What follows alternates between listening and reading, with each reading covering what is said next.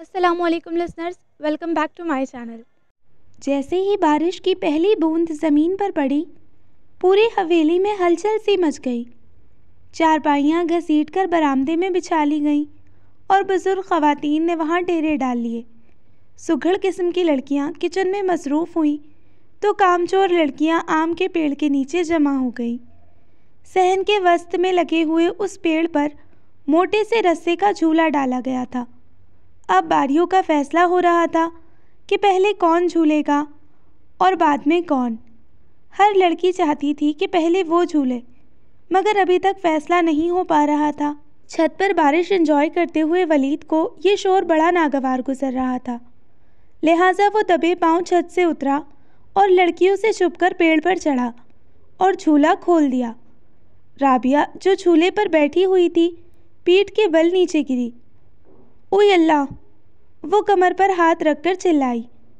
تم لوگوں کا جھگڑا ختم ہی نہیں ہو رہا تھا، لہٰذا میں نے سوچا کہ اس فساد کی جڑ کو ہی کھول دوں۔ ولید دانت نکالتے ہوئے نیچے اترا۔ ولید کے بچے، تمہاری ہمت کیسے ہوئی جھولے کو ہاتھ لگانے کی؟ میں تایا جی سے تمہاری شکایت کروں گی، دیکھنا تم۔ عائشہ دانت پیس کر بولی۔ کرنا ضرور کرنا، میں بھی انہیں بتاؤں گا کہ تم لوگ کیسے بچوں کی طرح لڑ رہی تھی۔ آوازیں باہر تک جا رہی تھیں۔ اس کی مبالغہ آرائی پر عائشہ حیرت سے منہ پر ہاتھ رکھے اسے دیکھنے لگی۔ جھوٹے کہیں کے، کب ہماری آوازیں باہر گئی ہیں؟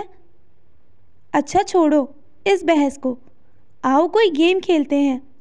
اس نے ایک نئی تجویز پیش کی۔ جی نہیں، بہت بہت مہربانی، اب شرافت سے دوبارہ جھولا ڈال دو۔ بارش لمحہ بلمحہ تیز ہوتی جا رہی تھی۔ آم کا پیڑ کافی گھنا تھا، اس لیے ابھی تک ان کی بچت ہو رہی تھی، مگر کئی منچلی بوندیں کیریوں سے پھسل پھسل کر سچے موتیوں کی مانند ان پر نچھاور ہو رہی تھیں۔ چلو آؤ نا، گانوں کا مقابلہ کرتے ہیں۔ میں حارث، عدیل اور عماد کو بھی بلا لاتا ہوں۔ جی نہیں، ہمیں تم جیسے بے ایمان لوگوں کے ساتھ کوئی مقابلہ نہیں کرنا، اور اب بس تم جاؤ۔ رابعہ بیچاری ابھی تک اپنی کمر پکڑے کھڑی تھی۔ گرما گرم پکوڑے کھا لو، گرما گرم چائے پی لو۔ رانیہ کسی ریڑھی والے کی طرح صدائیں لگاتی کچن سے برآمد ہوئی۔ اس صدا کا اثر چھت پر نہاتے عمار اور عدیل پر اتنی جلدی ہوا کہ اگلے چند لمحوں میں وہ دونوں بوتل کے جن کی طرح برآمدے میں حاضر تھے اور ان کے پیچھے پیچھے حارث۔ ولید، حمزہ کہاں پر ہے؟ عارفہ بیگم کو اپنا اکلوتا لخت جگر نظر نہ آیا تو انہوں نے ولید سے پوچھا۔ پھپھو، آپ فکر نہ کریں، آپ کے شہزادے صاحب کہیں باہر بارش انجوائے کر رہے ہوں گے۔ پکوڑوں سے انصاف کرتے ہوئے اس نے بے فکری سے کہا۔ رانیہ بیٹا، حمزہ کے لیے پکوڑے رکھے ہیں نا؟ اسے بہت پسند ہے۔ نانو کو بھی اپنے لاڈلے کا خیال آیا۔ جی دادو، اس کے لیے میں نے رکھ دیے تھے سب سے پہلے۔ آخری حصہ اس نے دل میں کہا تھا۔ باہر بارش لگاتار برس رہی تھی اور وہ اسے دیکھتے ہوئے سوچ رہا تھا کہ کبھی ایسی بارش اس کے اندر بھی ہوئی تھی، مگر اب تو عرصہ ہو گیا تھا اس کے دل کی بنجر زمین پر بارش نہیں ہوئی تھی، بلکہ اب تو اس زمین پر دڑالیں پڑنا شروع ہو گئی تھیں۔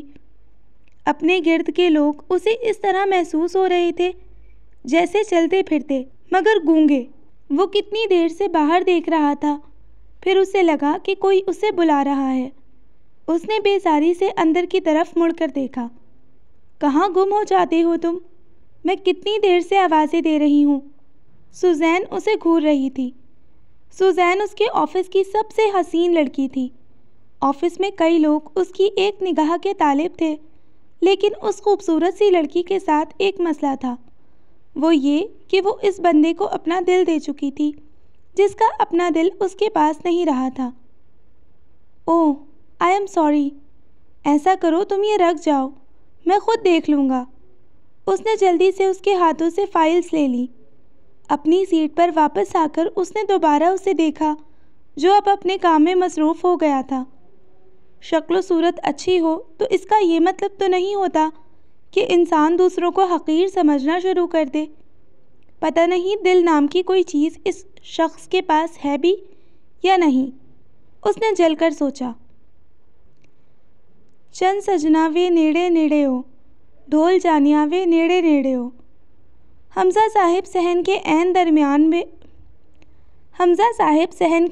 درمیان سر پر پگ اور کمر پہ رابعہ کا دوپٹہ باندھے ٹھمکے لگا رہے تھے۔ ولید، حارث، عدیل، عمار اور شارق اس کا حوصلہ بڑھا رہے تھے، کبھی تالیوں سے اور کبھی سیٹیوں سے، اور کبھی زیادہ خجلی ہوئی تو اس کے ساتھ آ کر ٹھمکے لگانے لگتے۔ وے حمزہ، میں کہہ رہی ہوں بس کر یہ بندر ناچ، تیرا ماموں آ گیا نا تو اسی کمر بند سے پکڑ کر باہر نکالے گا۔ نانو اپنی ہنسی روک کر اسے ڈانٹنے لگی۔ آج ہانیہ کی بات طے ہو گئی تھی اور یہ سب اسی سلسلے میں کیا جا رہا تھا۔ ہانیہ بڑے ماموں زاہد صاحب کی سب سے بڑی بیٹی تھی، یعنی یہ اس گھر کی پہلی خوشی تھی، لہٰذا سارے ہی پرجوش تھے۔ ساجن میرا اس پار ہے، ملنے کو دل بے قرار ہے۔ اندر ساری لڑکیوں نے ہانیہ کو گھیر کر بیٹھا ہوا تھا۔ اس کا منگیتر کویت میں رہتا تھا اور اس کے آنے پر ہی شادی ہونا تھی۔ ہاں، تمہارا ساجن تو اس پار کیا، اس شہر میں بھی نہیں، بلکہ یہ سامنے صحن میں کھڑا ٹھمکے لگا رہا ہے۔ عائشہ نے رانیہ کو چھیڑا۔ خدا ایسا مسخرہ ساجن تو کسی کو نہ دے، اس نے جل کر کہا۔ او بس بس، ہانیہ نے اسے گھرکا، اب ایسا بھی مسخرہ نہیں ہے۔ وہ اس کا لاڈلا تھا، اسی لیے اپنے لاڈلے کی تعریف پر وہ تڑپ اٹھی تھی۔ بن ساجن جھولا جھولوں، میں وعدہ کیسے بھولوں۔ صحن سے باریک سی آواز آئی تو وہ سب ادھر متوجہ ہو گئی۔ ہانیہ کے لاڈلے صاحب ہانیہ کا ہی دوپٹہ سر پر ڈالے جھولا لیتے ہوئے گانا گا رہے تھے۔ بدتمیز انسان، ہانیہ کے کھلے ہوئے منہ سے نکلا۔ ٹھہرو ذرا، میں ابھی بتاتی ہوں۔ اب پورے صحن میں حمزہ صاحب چھلانگے لگا رہے تھے اور اپنے لاڈلے کے پیچھے پیچھے جھاڑو اٹھائے ہانیہ۔ اماں دیکھ، او دیکھ تیری منڈی بگڑتی جائے، او بیبے دیکھ، ہاں تیری منڈی بگڑتی جائے۔ منہ تو پھر بھی اس کا بند نہیں ہو رہا تھا۔ ہانیہ اب بس کرو، حمزہ انسان بنو۔ بڑی ممانی دونوں کو باری باری منع کرنے کی کوشش کر رہی تھی۔ یہ کیا طوفان مچا رکھا ہے تم لوگوں نے؟ بڑے ماموں کی دھاڑ سے اچانک ہر چیز جیسے تھم سی گئی۔ منظر تیزی سے بدلا، ہانیہ کے ہاتھوں سے جھاڑو چھوٹ گئی۔ چارپائی پر چڑھا ہوا حمزہ بھی چھلانگ لگا کر نیچے اترا۔ صحن میں کھڑے تماشائی بھی اپنی خیر مناتے ہوئے آہستہ آہستہ کھسکنے لگے۔ یہ گھر ہے یا چڑیا گھر؟ 2 گھڑی سکون نہیں ہوتا؟ شرم سے ڈوب مرو ہانیہ، مجھے تم سے یہ امید نہیں تھی۔ ہانیہ کی نظریں زمین میں گڑ گئیں۔ اور تم، اب ان کا اشارہ حمزہ کی طرف تھا، تم تو ان سب سے بڑے ہو۔ اگر بڑے کے یہ کرتوت ہوں گے تو پھر یہ بچے تم سے کیا سیکھیں گے؟ سارا دن آوارہ گردی کرتے رہتے ہو، اور اگر غلطی سے گھر میں رہ جاؤ تو کچھ ہاتھ پیر بھی ہلا لیا کرو۔ ہاں، کام کاج کوئی ہے نہیں اور مستیوں میں سب سے آگے۔ حمزہ کا چہرہ تاریک پڑ گیا۔ رانیہ نے ایک نظر اسے دیکھا اور پھر اپنے ابو کو۔ اچھا بس کرو، بچے تو ہمیشہ بچے ہی رہتے ہیں، چاہے کتنے بھی بڑے ہو جائیں۔ نانو نے انہیں ٹوکا تو وہ اندر چلے گئے۔ چلو جاؤ تم لوگ اپنے کمروں میں، انہوں نے سہمے ہوئے پوتے پوتیوں سے کہا۔ حمزہ کچھ دیر وہیں کھڑا اپنے ہونٹ کاٹتا رہا اور پھر تیزی سے باہر نکل گیا۔ ولید جو اپنے کمرے کی طرف جا رہا تھا اس کے پیچھے بھاگا۔ کیا ہوا ہے یار، کیوں منہ لٹکایا ہوا ہے؟ تمہیں تو پتہ ہے ابا تو بولتے ہی رہتے ہیں۔ وہ سر جھکائے چلتے حمزہ کے ساتھ ساتھ چل رہا تھا۔ تو ایک کان سے سنا کر اور دوسرے کان سے نکال دیا کر۔ ہاں، حمزہ نے گہری سانس بھر کر اسے دیکھا اور پھر سر اٹھا کر آسمان کی طرف دیکھنے لگا۔ کیا سوچ رہا ہے؟ ولید کو لگا کہ شاید وہ کوئی بہت گہری بات سوچ رہا ہے۔ سوچ رہا ہوں کہ اس نے ایک نظر ولید کو دیکھا۔ آج کون سی مووی دیکھوں؟ کہہ کر وہ بھاگ کھڑا ہوا۔ بے غیرت! ولید چند لمحے حیران ہونے کے بعد اس کے پیچھے بھاگا تھا۔ سڑک پر چلتے چلتے وہ اچانک چونک گیا۔ اسے لگا جیسے اسے کسی نے خواب سے جگا دیا ہو۔ اس نے ادھر ادھر دیکھا، نہ جانے کتنی دیر ہو گئی تھی اسے اس سڑک پر چلتے ہوئے۔ اس نے اپنی ناک کو دونوں ہاتھوں سے ڈھانپ کر اپنی سانسوں سے تھوڑا گرم کرنا چاہا، مگر شاید اس کی سانسیں بھی اس کے احساسات کی طرح سرد ہو چکی تھیں۔ اپنی کوشش میں ناکام ہونے کے بعد اس نے دونوں ہاتھ جیکٹ کی جیبوں میں ٹھونس لیے۔ اتنی رات ہو گئی تھی مگر اس شہر میں اس وقت بھی زندگی متحرک تھی۔ اچانک ہی اسے بھوک کا احساس ہوا تو اسے یاد آیا کہ اس نے صبح سے کچھ نہیں کھایا، نہ جانے کب سے، مگر اب وہ اسی طرح ہو گیا تھا، احساسات سے عاری۔ اس کی زندگی کا واحد مقصد پیسہ حاصل کرنا تھا، اور اب تو اس کے پاس اتنے پیسے جمع ہو چکے تھے کہ وہ آرام سے بڑے پیمانے پر کوئی کاروبار بغیر کسی کی مدد کے شروع کر سکتا تھا، مگر وہ صرف اپنے بینک اکاؤنٹ ہی بھرتا جا رہا تھا۔ اب پاکستانی بازار شروع ہو رہا تھا۔ اچانک ہی اس کی نظریں ایک جگہ ٹھہر گئیں۔ نہ تو کپڑوں کا کمبینیشن نیا تھا اور نہ ہی ڈیزائن۔ پنک شرٹ کے ساتھ وائٹ ٹراؤزر اور دوپٹہ۔ پتہ نہیں کیوں وہ انہیں دیکھ کر رک گیا۔ عرصہ ہو گیا تھا اسے کوئی چیز خریدے ہوئے۔ کوئی چیز تب خریدتا تھا جب پہلی چیز استعمال کے قابل بھی نہ رہتی تھی۔ اس نے وہ سوٹ خرید لیا اور باہر آ کر وہ سوچنے لگا کہ وہ اس کا کیا کرے گا۔ اپنے فلیٹ میں آ کر اس نے سنبھال کر اسے ایک دراز میں لاک کر دیا۔ کہاں تھے تم؟ عارفہ بیگم نے اس کے لیے دروازہ کھولتے ہی پوچھا۔ کہیں نہیں، بس دوستوں کے ساتھ تھا۔ اندر آ کر وہ ادھر ادھر دیکھنے لگا۔ ٹائم دیکھا ہے؟ زاہد بھائی تمہارا پوچھتے پوچھتے سوئے ہیں۔ آخر اتنی دیر کیا کرتے رہتے ہو باہر؟ وہ کچن کی طرف چل پڑا تو وہ اس کے پیچھے پیچھے آئیں۔ کچھ نہیں کرتا، کھانا ہے تو دے دے، وہ جان چھڑانے والے انداز میں بولا۔ باہر سڑکوں پر آوارہ گردی کرتے رہتے ہو نا؟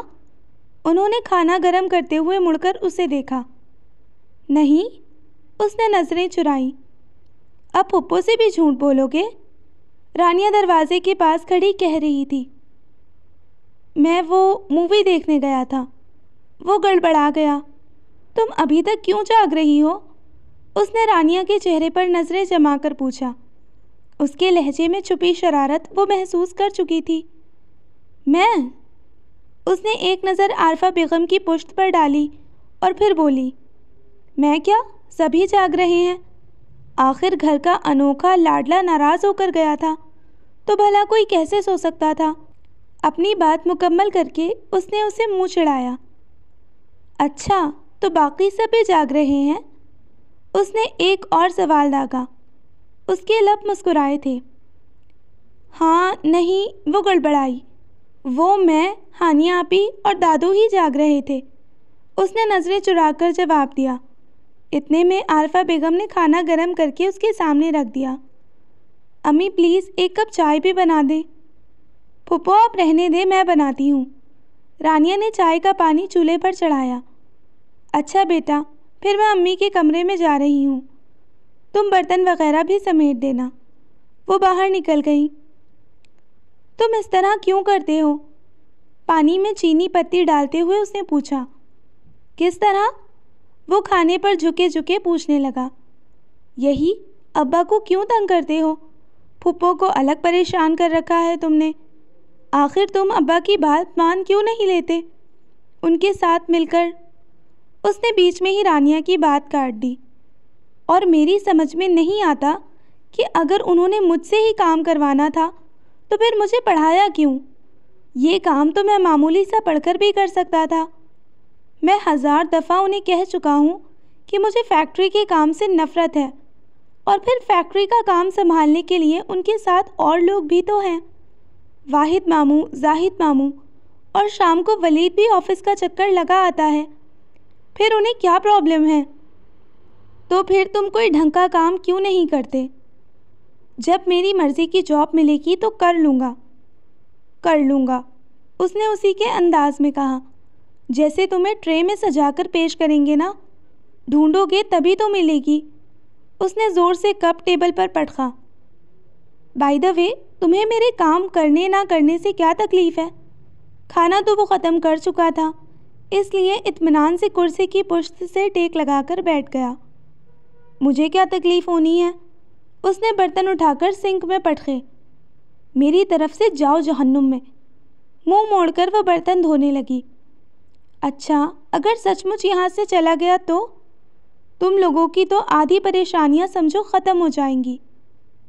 حمزہ، انسان بن جاؤ، وہ اس کی طرف دیکھ کر بولی۔ کوئی انسان بنانے والی لے آؤ نا۔ وہ اپنی ساری ٹینشن بھلائے اسے چڑھانے میں مصروف تھا اور وہ چڑھ بھی گئی۔ تمہیں دے گا کون؟ بات منہ سے نکل گئی۔ اس نے دانتوں تلے لب دبا لیے۔ ارے کیوں نہیں دے گا؟ آخر اتنا ہینڈسم ہوں، اور کسی نے نہیں دی تو ماموں تو ضرور ہی دے دیں گے۔ کیوں دے دیں گے نا اپنی پیاری بیٹی۔ اب تم ضرورت سے زیادہ پھیل رہے ہو، ہٹو آگے سے۔ اس نے شکر کیا کہ حمزہ اس کی بات کی گہرائی تک نہیں پہنچا۔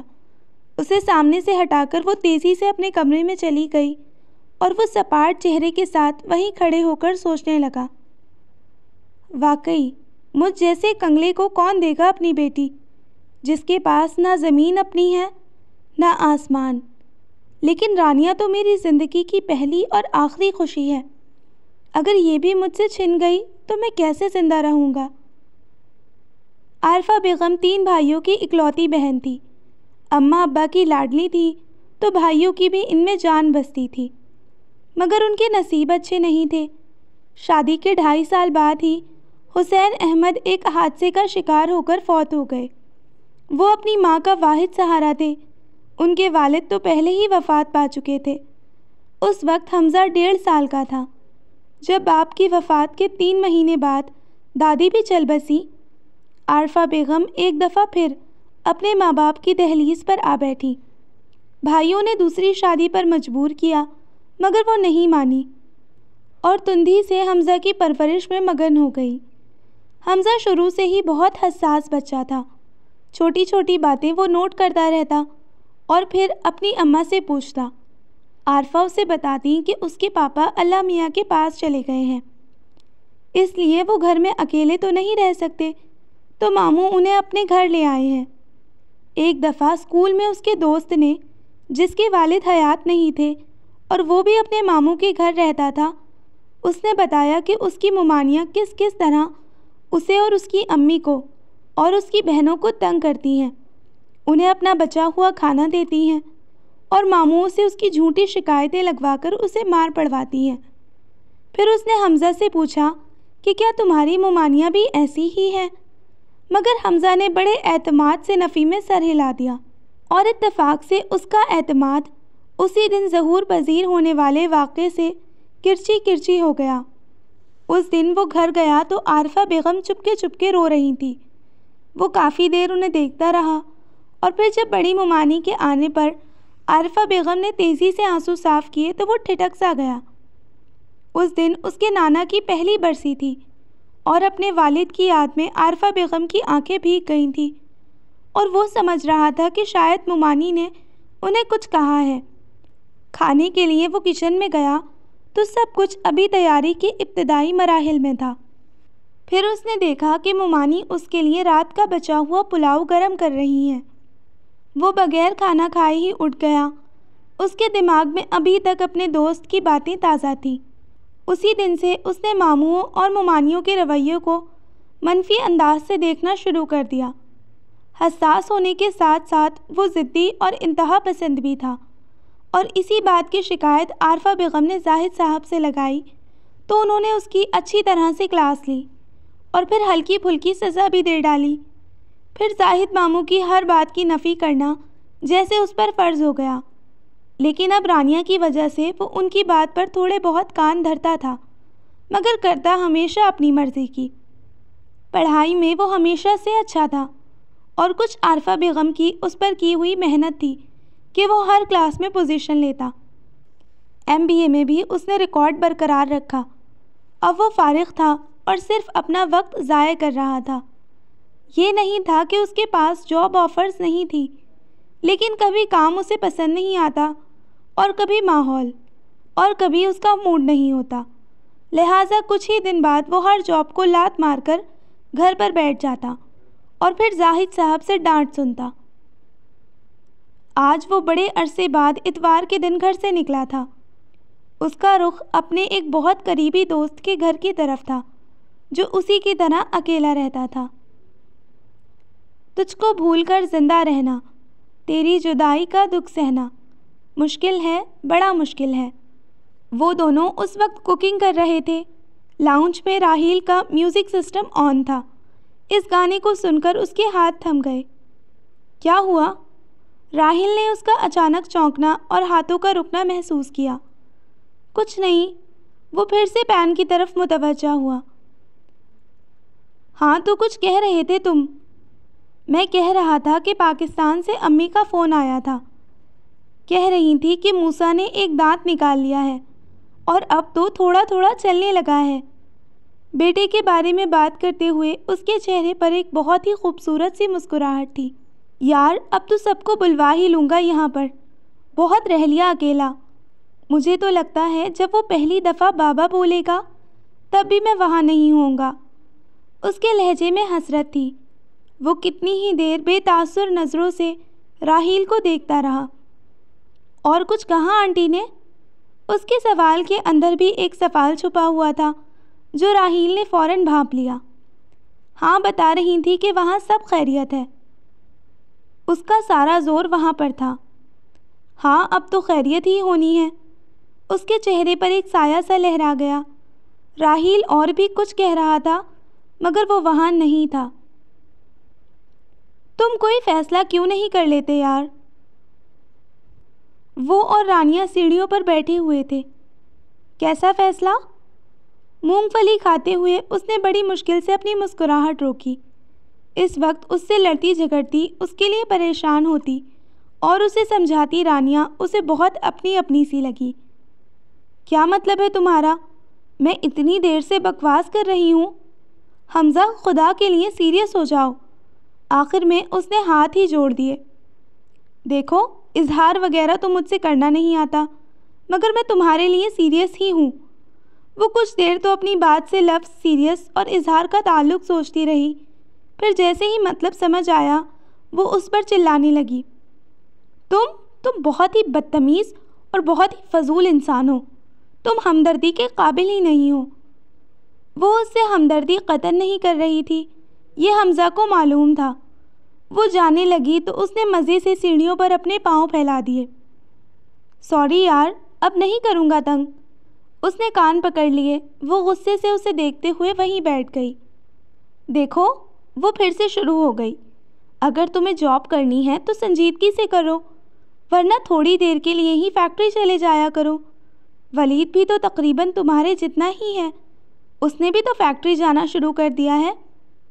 آخر بعد میں تو تم لوگوں کو ہی سنبھالنی ہے۔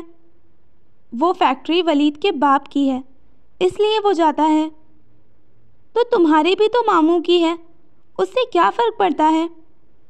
فرق پڑتا ہے رانیہ بی بی، بہت فرق پڑتا ہے۔ اس نے سنجیدگی سے کہا۔ کیا فرق پڑتا ہے مجھے بھی بتاؤ۔ بس میں اپنے پاؤں پہ کھڑا ہونا چاہتا ہوں، اور وہ بھی اپنے بلبوتے پر۔ میں کسی کا احسان نہیں لینا چاہتا۔ تو کیا ابو کی محبت تمہیں احسان لگتی ہے؟ اور پھر اس فیکٹری میں پھپھو کے بھی تو شیئرز ہیں۔ اس کی سمجھ میں نہیں آ رہا تھا کہ وہ اس کے دماغ سے احسان والا خناس کیسے نکالے۔ ماموں نے ہمیں اس گھر میں پناہ دی ہوئی ہے، مجھے اتنا پڑھایا لکھایا ہے، یہی ہمارے لیے بہت ہے، اور یہی امی کا حصہ ہے۔ وہ تلخی سے کہہ کر وہاں سے اٹھ گیا اور رانیہ حیرت سے اسے دیکھتی رہ گئی۔ آخر اسے یہاں کیا تکلیف ہے؟ شاید صاحبزادے کا دماغ خراب ہو گیا ہے۔ وہ بھی سر جھٹکتے ہوئے اٹھ کھڑی ہوئی۔ انجان شہر، انجان لوگ، انجان سڑکیں۔ 3 سال ہو گئے تھے اسے یہاں آئے ہوئے، مگر ابھی تک وہ یہاں اجنبی تھا۔ پتہ نہیں یہ سمندر جتنا وسیع شہر اس جیسے کتنے ہی اور اجنبی اپنی گود میں چھپائے ہوئے تھا۔ اس نے یہاں آنے کے لیے بہت محنت کی تھی. یہاں آ کر اس نے اور بھی زیادہ محنت کرنا شروع کر دی تھی. پتہ نہیں اب وہ اتنی محنت کیوں کر رہا تھا، جبکہ اب اسے اس کی ضرورت ہی نہیں تھی. جب اسے ضرورت تھی تو وہ کام کرتا ہی نہیں تھا. اب تو اس کا یہ حال تھا کہ وہ پارٹ ٹائم جاب بھی کرتا، اور وہ بھی ایک نہیں، دو دو تین تین، مگر اسے سکون نہیں ملتا تھا. لیکن سکون یہاں سے کس طرح مل سکتا تھا؟ وہ تو وہ کہیں دور، بہت دور چھوڑ آیا تھا. موقع ملا تو ہم بتا دیں گے تمہیں کتنا پیار کرتے ہیں. حمزہ دھیرے سے گنگنایا. رانیہ ہانیہ کے کپڑے پریس کر رہی تھی اور عائشہ سلیقے سے انہیں ہینگ کرتی جا رہی تھی. یہ سب ہانیہ کی بری کے کپڑے تھے. بس اب کچھ ہی دن رہ گئے تھے اس کی شادی میں. گو کہ ابھی باضابطہ طور پر تاریخ طے نہیں ہوئی تھی، مگر وہ لوگ کچھ ہی دن میں تاریخ لینے آنے والے تھے. ایسا موقع دینے سے پہلے ابو تمہارا سر نہ پھاڑ دیں گے، وہ بڑبڑائی. وہ اسٹول پر چڑھا ٹیوب لائٹس چیک کر رہا تھا، کیونکہ بڑے ماموں کا حکم تھا کہ گھر کی تمام لائٹس بہترین کنڈیشن میں ہونی چاہیے. رانیہ کی بڑبڑاہٹ پر اس نے مڑ کر اسے دیکھا.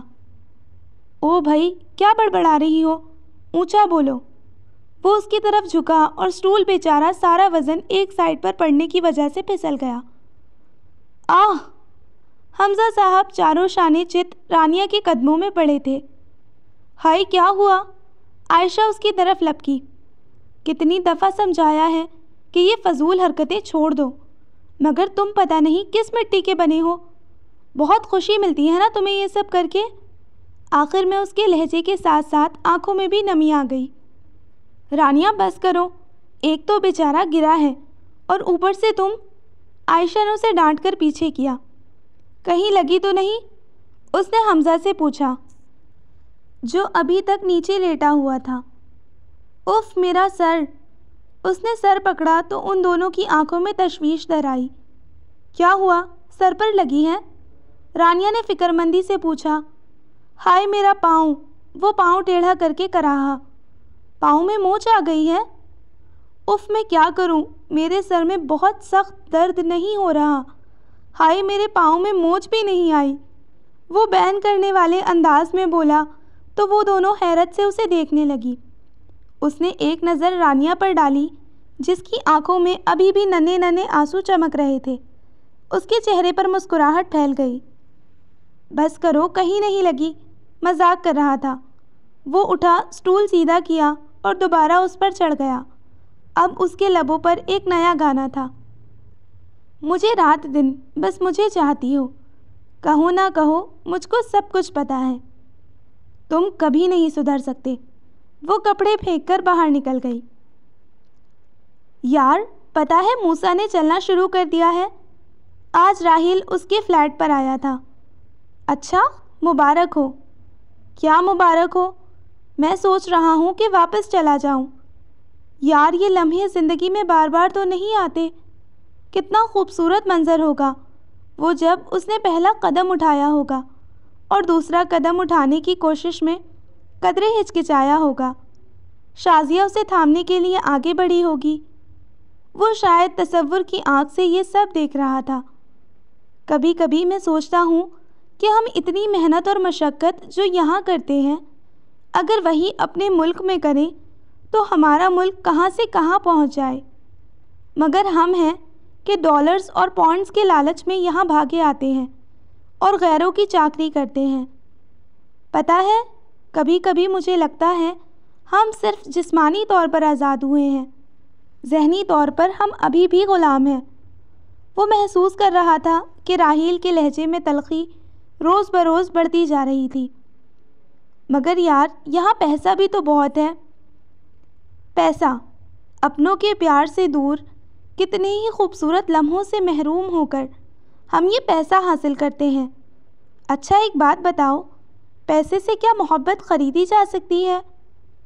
راحیل اور بھی کچھ کہہ رہا تھا، مگر سب کچھ اس کے اوپر سے گزر رہا تھا. صرف ایک جملہ اس کے ذہن کی دیواروں سے ٹکرایا تھا. پیسے سے کسی کی محبت نہیں خریدی جا سکتی. ٹھا! بادام اڑا اور سیدھا ہانیہ کی ٹانگ پر لگا۔ ہائے! اس نے جھک کر ٹانگ کو سہلایا۔ اللہ تمہیں سمجھے رابعہ، اتنے زور سے تو گولی بھی نہیں لگتی ہوگی۔ ہانیہ آپی اب میں کیا کروں؟ جیسے ہی ہتھوڑی مارتی ہوں بادام اڑ جاتا ہے۔ تو اب آپ بتائیں اس میں میرا کیا قصور؟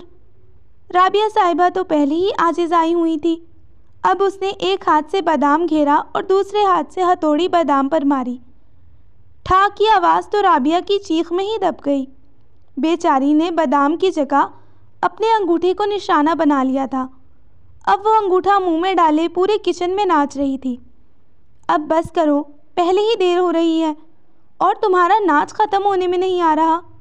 چھوٹی چچی نے اپنی پہلوٹی کی اولاد کو تعصب سے دیکھا۔ ان کا صرف ایک بیٹا تھا شارق اور ایک ہی بیٹی رابعہ۔ کالج سٹوڈنٹ تھی مگر عقل نام کی نہیں تھی۔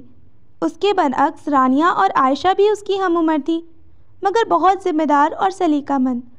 بڑے ماموں یعنی زاہد صاحب کی 4 اولادیں تھیں، ہانیہ، ولید، رانیہ اور عمار۔ منجلے ماموں یعنی واحد ماموں کی 5 اولادیں تھیں، حارث، عائشہ، ہادیہ، مدیحہ اور عدیل، جبکہ چھوٹے ماموں یعنی شاہد ماموں کے 2 ہی پیس تھے اور دونوں ہی نادر و نایاب۔ اب بھی ڈھونڈ کر انہوں نے رابعہ کو سب سے آسان کام دیا تھا، یعنی بادام توڑنے کا۔ مگر ہائے امی، میرا انگوٹھا سن ہو گیا ہے۔ وہ ابھی تک انگوٹھے کو پکڑے کھڑی تھی۔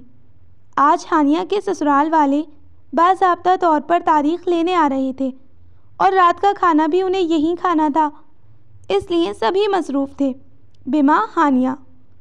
پیاز، ٹماٹر، سبزیاں وغیرہ سب دادی کاٹ رہی تھیں۔ ہر ایک اپنی ہمت کے مطابق کام کر رہا تھا۔ بس اب یہ میرا آخری چکر تھا بازار کا، اب حارث کی باری ہوگی۔ حمزہ نے 5 بڑے بڑے شاپرز کچن میں لا کر رکھے۔ نہیں بیٹا، اب اور کچھ نہیں چاہیے، منجلی مامی نے مصروف سے انداز میں کہا۔ ہاں، اب اپنے بیٹے کی باری ہے نا، اسی لیے۔ پتہ نہیں کیسے اس کے منہ سے نکل گیا تو وہ پلٹ کر اسے دیکھنے لگی۔ تو تم میرے بیٹے نہیں ہو؟ ارے یہ اس کو کیا ہوا ہے مامی، اسے کچھ کھانے کو دیں ورنہ یہ تو اپنا انگوٹھا ہی کھانے لگی ہے۔ اس نے بات پلٹ دی۔ وہ بیچاری درد کی وجہ سے انگوٹھا منہ سے نکال نہیں سکتی تھی، لہٰذا گھونڈنے پر ہی اتفاق کیا۔ وہ پنجوں کے بل اس کے قریب بیٹھ گیا۔ محترمہ بادام توڑ رہی تھی، غلطی سے اپنے انگوٹھے کو ہی بادام سمجھ بیٹھی۔ رانیہ کھیر میں چمچہ چلاتے ہوئے بتانے لگی۔ حمزہ ذرا یہ بادام پکڑا دو۔ اس نے بادام مانگے۔ کہاں ہیں؟ اس نے بادام تلاشے۔ وہ ریڈ باؤل میں ہے نا، رانیہ نے پلٹ کر اسے بتایا۔ وہ پیالہ اٹھا کر رانیہ کے پیچھے جا کھڑا ہوا اور دیگچے میں جھانکتے ہوئے اس سے پوچھنے لگا، رانیہ اتنے بڑے دیگچے میں صرف 5 بادام ڈالو گی؟ کیا مطلب؟ وہ فوراً پلٹی۔ یہ اس باؤل میں تو صرف 5 بادام ہیں اور یہ تھوڑا سا ان کا چورا ہے۔ وہ باؤل میں ایک انگلی سے بادام اس طرح ادھر ادھر کر رہا تھا جیسے وہاں سے اور بادام نکلیں گے جو کہیں چھپ گئے ہیں۔ رابعہ خدا کے لیے جلدی کرو، پہلے ہی دیر ہو رہی ہے، رانیہ پلٹ کر چمچہ چلاتے ہوئے کہنے لگی۔ اب کیا کروں؟ اس نے بمشکل انگوٹھا نکال کر کہا۔ بادام توڑ کر دو۔ توڑ تو دیے ہیں۔ اب اس نے انگوٹھا بغل میں دبا لیا۔ سارے؟ وہ اور حمزہ بیک وقت بولے اور اب تو چھوٹی چچی بھی ان کی طرف متوجہ ہو گئی۔ ہاں تو اور کیا؟ تو باقی کدھر ہیں؟ حمزہ نے حیرت سے پوچھا۔ رابعہ نے سر اٹھا کر حمزہ، رانیہ اور اپنی امی کو دیکھا جن کے تیور بڑے خطرناک تھے۔ وہ سر جھکا کر آہستہ سے بولی، وہ تو اڑ گئے۔ پہلے تو وہ تینوں حیرت سے اسے دیکھتے رہے، پھر اس کے انداز پر ہنسی آ گئی، گویا ایک ہی دن میں باداموں کے پر نکل آئے۔ حمزہ نے مسکراتے ہوئے پوچھا، یار تم بیٹھ کر انہیں اڑتے ہوئے دیکھتی رہی، 2 تھپڑ لگانے تھے نا کہ انسان کے بچے بنو، اور یہ 5 جو بچ گئے ہیں ان کے پر نہیں نکلے تھے یا یہ بیچارے مرے ہوئے تھے؟ حمزہ نے بمشکل اپنی ہنسی روک کر سنجیدگی سے سوال کیا۔ نہیں، یہ تو پہلے سے ہی چھلے ہوئے تھے، میں نے تو یہ والے توڑے ہیں۔ اس کا اشارہ باداموں کے چورے کی طرف تھا۔ پھر تو بھائی رابعہ نے آج بڑا کمال کر دیا ہے۔ رابعہ خدا کے لیے بڑی ہو جاؤ۔ اتنا سا کام تمہیں دیا گیا تھا مگر تم سے یہ بھی نہیں ہو سکا۔ اٹھ جاؤ، برتن وغیرہ نکالو۔ چھوٹی ممانی نے اس کے آگے ہاتھ جوڑ دیے۔ جا رہی ہوں امی، اب اتنے سے کام کے لیے ہاتھ تو نہ جوڑیے، کمال بے نیازی سے کہتے ہوئے وہ اٹھ کھڑی ہوئی۔ اف، اب باداموں کا کیا کروں؟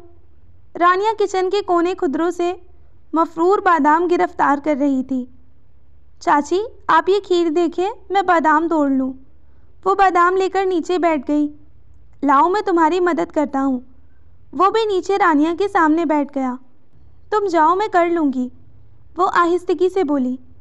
میں بادام پکڑتا ہوں، تم توڑتی جاؤ۔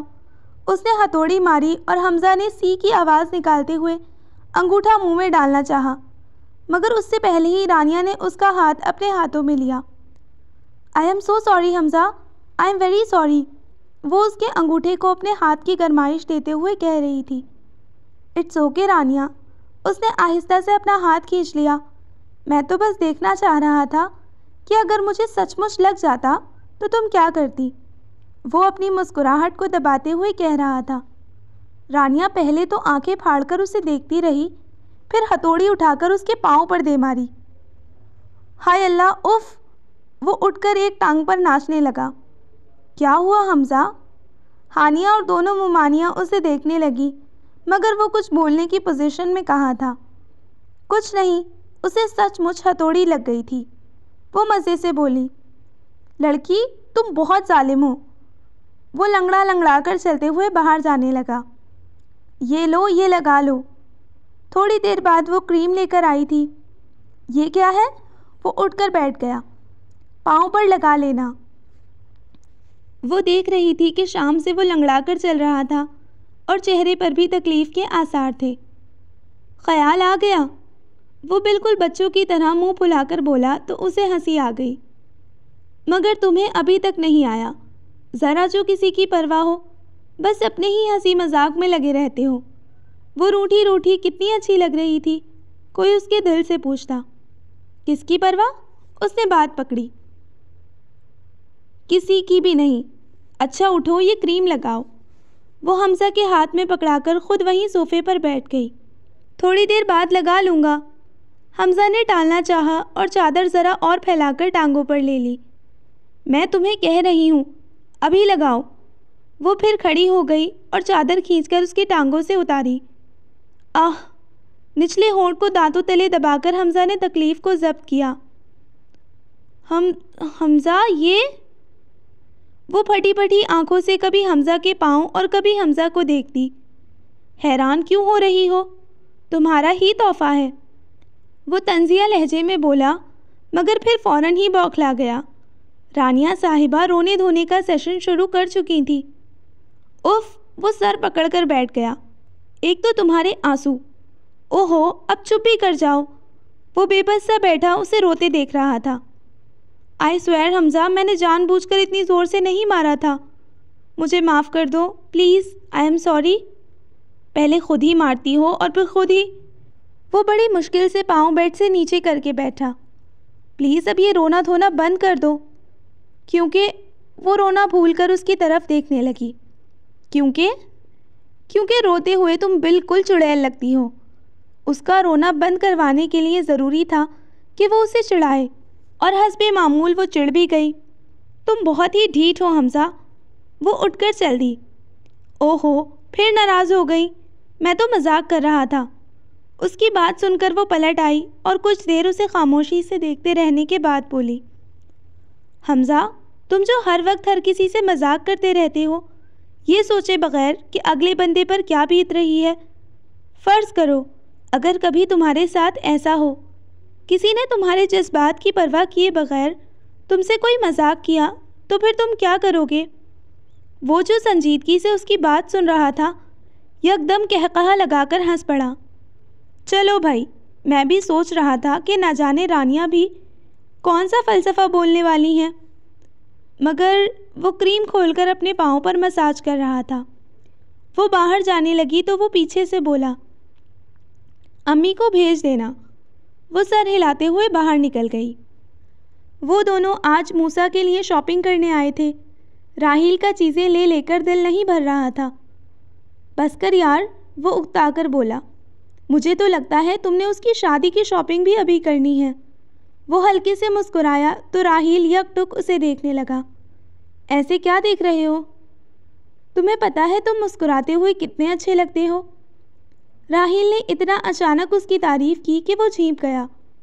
ये देखो, ये कैसा है? राहील ने एक खिलौना उठाकर उसे दिखाया। ये, उसने खिलौने को उलट पलट कर देखा। यार, ये तो 3-4 माह के बच्चे के लिए है, जबकि मूसा तो तकरीबन 1 साल का होने वाला है। ओह हाँ। राहील ने एक नज़र खिलौने को देखा और फिर अफसरदगी से वापस रख दिया। तुम्हारा मुदस्सिर से राब्ता हुआ? सुना है वो यहीं इस शहर में आ गया है। राहील ने चीज़ें अलमारी में रखते हुए उससे पूछा। हाँ, फ़ोन पर बात हुई थी। चलो अब मैं चला जाऊंगा तो कोई तो तुम्हारा अपना होगा यहाँ पर। वो पिंडी में रहता है ना? उसने पूछा तो उसने सर हाँ में हिला दिया। बिल्कुल, बल्कि मेरे मोहल्ले में ही रहता है। ये तो और भी अच्छा है, वो तुम्हें ज़्यादा अच्छी तरह बाखबर रखेगा। अच्छा यार, काफ़ी देर हो गई है, अब मैं चलता हूँ, खुदा हाफिज़। वो बाहर निकल गया। आज राहील के चेहरे से मुस्कुराहट जुदा ही नहीं हो रही थी, और खुशी तो उसके अंग अंग से फूट रही थी। 3 दिन बाद उसकी फ़्लाइट थी। 15 दिन रह गए थे हानिया की शादी में। कहने को 15 दिन थे, मगर 15 मिनटों से भी कम लग रहे थे। बकौल दादू के, लड़की की शादी की तैयारियां तो उसकी पैदाइश के बाद से ही शुरू हो जाती हैं, और जितनी भी हों कम ही लगती हैं। उधर बेवक्त की बारिशों से हर काम लटक गया था। बड़े दोनों मामू आज फैक्ट्री के काम से बाहर गए थे, और शायद फर्नीचर वगैरह का काम भी वहीं से निपटाने वाले थे। इसलिए यंग पार्टी आज ज़रा खुलकर सांस ले रही थी। और रहे छोटे मामू, वो तो खुद उनके साथ मिल जाते थे। अभी थोड़ी देर पहले वो भी उनके साथ ढोल बजा रहे थे, और अब उठकर वो सोने के लिए चले गए। आहिस्ता आहिस्ता तीनों मुमानियाँ, आरफा बेगम और दादू भी उठकर चली गईं, तो यंग पार्टी को खुली छुट्टी मिल गई। चलो हमज़ा, अच्छा सा गाना सुना दो, हानिया ने फरमाइश की। वो बेचारी अभी अभी बाहर आई थी, वरना इससे पहले दादू के डर से वो अपने कमरे से बाहर भी नहीं निकली थी। हमज़ा की आवाज़ बहुत अच्छी थी, लिहाजा सभी उसके सर हो गए। हल्की हल्की बारिश हो रही थी। मिट्टी की मीठी मीठी धीमी धीमी खुशबू, ठंडी ठंडी हवा और रात का वक्त। उसने आंखें बंद करके कुछ देर सोचा और फिर शुरू हो गया। रिमझिम के गीत सावन गाए, हाय भीगी भीगी रातों में। अब तो एक के बाद एक फरमाइश आने लगी। ओहो, अब बस करो, मैं इंसान हूँ, कोई रेडियो चैनल नहीं, बस ये आखिरी गाना होगा। मैं भी ख़रीदार हूँ, मैं भी ख़रीदूँगा, प्यार कहाँ बिकता है, पता ज़रा बता दो ना। ओहो फजूल, उसने भी एक ही शेर गाया था कि रानिया बीच में बोल पड़ी। क्या फजूल? वो बेमज़ा होकर बोला। यही भला, प्यार कैसे ख़रीदा जा सकता है? क्यों नहीं ख़रीदा जा सकता? पैसे से हर चीज़ ख़रीदी जा सकती है, और ख़ास तौर पर आजकल के दौर में हर चीज़ बराए फ़रोख्त है, बस पैसा होना शर्त है। फिर देखिए आपके पैसे के कमालात। बिल्कुल गलत, वो उसे टोक कर बोली। हमज़ा साहब, बेशक आजकल के दौर में आप पैसे से हर चीज़ ख़रीद सकते हैं, मगर मोहब्बत हर चीज़ की कैटेगरी में नहीं आती। पैसे से आप किसी की मोहब्बत नहीं खरीद सकते, मेरी ये बात तुम याद रखना। पता नहीं वो क्या जताना चाह रही थी। सब खामोशी से उन्हें सुन रहे थे, और अब हमज़ा के जवाब के मुंतज़िर थे, मगर वो कुछ नहीं बोला तो मजबूरन वलीद को ये खामोशी तोड़नी पड़ी। एक तो तुम दोनों शुरू हो जाओ तो चुप होने का नाम ही नहीं लेते, ख्वाह की बहस। चलो अब मैं एक गाना सुनाता हूँ। उसने गाना गाने के लिए मुंह खोला ही था कि हारिस ने पीछे से आकर उसके मुंह पर हाथ रख दिए। खुदा के लिए हम पर रहम करो, अभी तो मेरी शादी भी नहीं हुई, मैं इतनी जल्दी मरना नहीं चाहता। उसके लहजे में इतनी मिस्कीनियत थी कि वलीद को भी हंसी आ गई। ٹھہر جا، میں کرواتا ہوں تیری شادی۔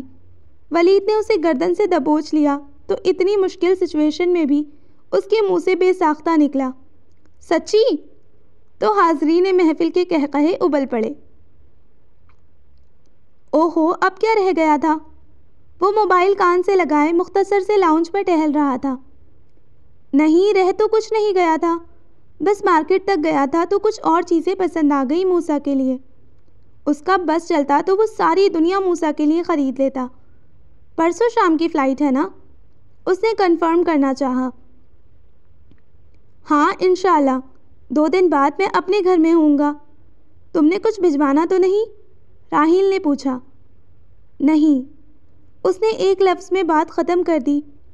اوکے، پھر خدا حافظ۔ خدا حافظ۔ فون رکھ کر وہ آفس جانے کے لیے تیار ہونے لگا۔ خوشیاں جیسے اس حویلی پر بارش کی طرح برس پڑی تھی، ٹپا ٹپ لگاتار۔ جہاں ہانیہ کی شادی کی خوشی تھی، وہیں اس کی رخصتی کا غم بھی۔ مہندی والے دن ہی دادو سمیت حویلی کی دیگر خواتین چپکے چپکے کئی دفعہ آنسو بہا چکی تھیں۔ مہندی کہیں لے کر جانی نہیں تھی، بلکہ گھر ہی میں یہ لوگ خود ہی کر رہے تھے۔ زاہد صاحب زیادہ شور شرابے کے قائل نہیں تھے۔ لڑکے والے اپنے گھر مہندی کر رہے تھے اور یہ لوگ اپنے گھر۔ لڑکیوں نے پروگرام بنا لیا تھا کہ سامنے والے گھر سے ساری لڑکیاں مہندی کی پلیٹیں لے کر آئیں گی اور مووی بنوائیں گی، لیکن ان لوگوں کی تیاریاں ہی ختم نہیں ہو رہی تھیں۔ اف خدایا، یہ میک اپ بھی کیا چیز ہے؟ اگر یہ نہ ہوتا تو ہم بیچارے تو ڈر ڈر کر ہی مر جاتے۔ حمزہ اور ولید واحد صاحب کے حکم پر انہیں بلانے آئے تھے۔ اف خدایا، میرا کلپ نہیں مل رہا۔ رابعہ بال بکھرائے ادھر ادھر اپنا کلپ ڈھونڈتی پھر رہی تھی۔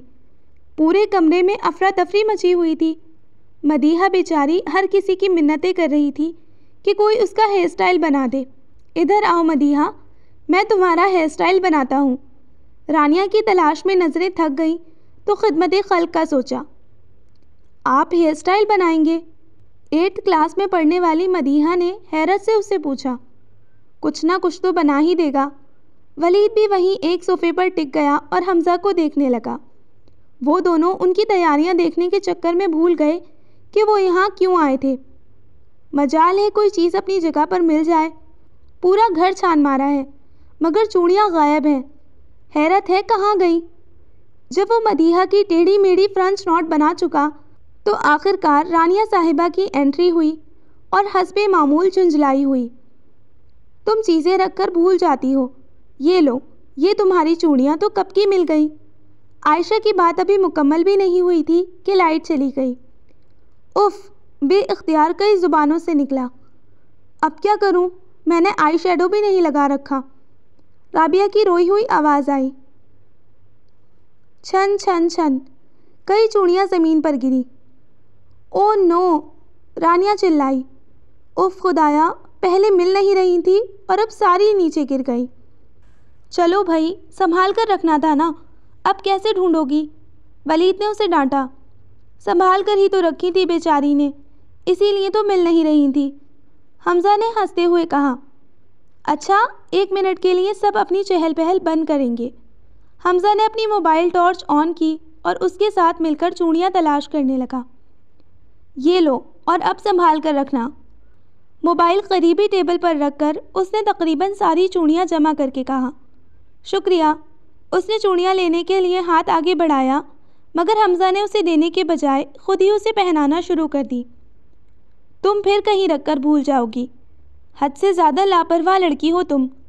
رانیہ کو ڈانٹنے کا فریضہ سر انجام دیتے ہوئے وہ اسے چوڑیاں پہنا رہا تھا۔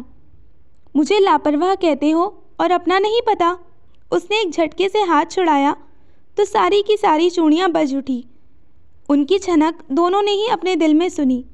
رانیہ نے گھبرا کر اپنا رخ موڑ لیا اور حمزہ اپنا موبائل اٹھا کر اپنی جگہ پر واپس بیٹھ گیا۔ اف، یہ لائٹ کب آئے گی؟ میرا میک اپ آئس کریم کی طرح پگھل رہا ہے۔ عائشہ دہائیاں دینے لگی۔ تو کس نے کہا تھا میک اپ کرانے کو؟ رانیہ دل کو قابو کرنے کے لیے خواہ مخواہ کی ہانکنے لگی۔ اسی لیے تو تم لوگوں سے کہہ رہی تھی کہ جلدی جلدی تیار ہو جاؤ۔ ہانیہ بھی کسی کونے خدرے سے نکل آئی تھی۔ اس کے ہاتھ میں موم بتی تھی۔ मगर जैसे ही उसने कमरे में कदम रखा लाइट आ गई। ओहो आपी, आपने भी सुपर पावर वाली हरकत की है। इमदाद लेकर पहुंची भी तो किस वक्त? वलीद ने अभी जुमला मुकम्मल ही किया था कि वाहिद मामू का चेहरा हानिया के पीछे से नमूदार हुआ। उनकी दहशत जाहिद मामू से बस थोड़ी ही कम थी, मगर ये बेइज्जती भी बड़ी इज्जत से करते थे। शाबाश बेटा शाबाश, तुम लोगों को तो काम कहकर बंदा 2 फसलें काश्त कर ले। वो मामू जी, हमजा तेज़ी से खड़ा हुआ तो वलीद कैसे बैठा रह सकता था। वो चाचू, हम क्या चूंचा लगाई हुई है। मैंने तुम्हें इन लोगों को बुलवाने भेजा था और तुम खुद ही उनके साथ बनाओ सिंगार में लग गए। हालांकि अभी तक इन दोनों ने कपड़े भी नहीं बदले थे, मगर वाहिद मामू को न जाने कहाँ से उनका बनाओ सिंगार नज़र आ गया था। शर्म आनी चाहिए तुम दोनों को। लो जी, हर बात में हमें ही शर्माना चाहिए। हमजा की ज़ुबान में खुजली हुई तो उन्होंने उसे घूरा। ये जो तुम मुँह ही मुँह में बुदबुदाते रहते हो ना, मुझे सब पता है। बल्कि हम खुद भी वो रवानी में खुद ही अपना राज फाश कर गए और सबके लिए अपने दांत अंदर करना दुश्वार हो गया। मेरा मतलब था कि वो बाहर की तरफ मुड़े तो उनके अपने चेहरे पर भी मुस्कुराहट थी। मैं ख्वामख्वाह ही चाचू को शरीफ समझता था, अब मालूम हुआ कि ये भी हमसे कम तो नहीं थे। बड़ी देर बाद जब सबके कहकहे थमे तो वलीद बोला, अरे बस भी करो, तुम लड़कियों की तैयारी तो ख़त्म ही नहीं होने को आ रही। अब बाहर निकलो, वरना बड़े मामू मेहंदी का प्रोग्राम ही कैंसिल कर देंगे। हमजा को आखिरकार बड़े मामू का डर दिलाना ही पड़ा और बाहर से आई उनकी आवाज़ ने सोने पर सुहागे का काम किया। न जाने किसकी कमबख्ती आई हुई थी बड़े मामू के हाथों। वो सब आधी अधूरी जितनी भी तैयार थी वैसे ही एक दूसरे को धकेलती बाहर की जानिब लपकी। कैसी हैं भाभी, खैरियत? वो अभी भी कैसी हैं भाभी, खैरियत? वो अभी अभी ऑफिस पहुंचा था कि शाजिया भाभी का फ़ोन आ गया। खैरियत ही है। वो मैं कब से राहील की तरफ फ़ोन कर रही थी, मगर पता नहीं मोबाइल बंद है या क्या बात है। उनके लहजे की फ़िक्रमंदी को महसूस करके वो हंस पड़ा। फ़िक्र ना करें भाभी, अभी ऑफिस आने से पहले मेरी उससे बात हुई है। हो सकता है बैटरी वगैरह डाउन हो गई हो, वो मार्केट में था। आप थोड़ी देर बाद ट्राई कर लीजिएगा। उसने उन्हें तसल्ली दी। ठीक है, मैं थोड़ी देर बाद ट्राई करती हूँ। दिल कुछ घबरा रहा था इसीलिए फ़ोन कर लिया। घबराहट तो उनकी आवाज़ से ही जाहिर थी। भाभी प्लीज़ आप परेशान ना हो सकता है वो अभी आपको कॉल ही कर रहा हो। ओके, खुदा हाफिज़। खुदा हाफिज़। उसने मोबाइल रखकर उस फाइल को देखना शुरू कर दिया जो सुजैन कुछ देर कबल उसकी टेबल पर रख कर गई थी। मगर पता नहीं क्या बात थी कि उसका दिल काम में नहीं लग रहा था। बाहर मेहंदी की तकरीब अपने अरूज पर थी, मगर हमजा और वलीद दोनों ही गायब थे और उन दोनों के बग़ैर तकरीब का कुछ रंग नहीं जम रहा था। अजीब फीकापन था माहौल में। रानिया ने पता करवाया था मगर वो दोनों बाहर भी नहीं थे। हानिया को स्टेज पर लाया जा चुका था, रस्में शुरू हो गई थी और इस दौरान वो कई दफ़ा अपने लाडले का पूछ चुकी थी। शायद अंदर किसी काम में मसरूफ़ हो। वो अंदर आई मगर वलीद तो अपने कमरे में था, लेकिन हमजा कहीं दिखाई नहीं दे रहा था। क्या हुआ तुम्हें, अंदर क्यों घुसे बैठे हो? हानिया आपी इतनी दफ़ा पूछ चुकी हैं। वो कमरे की लाइट बंद किए पड़ा था। रानिया ने आकर लाइट जला दी।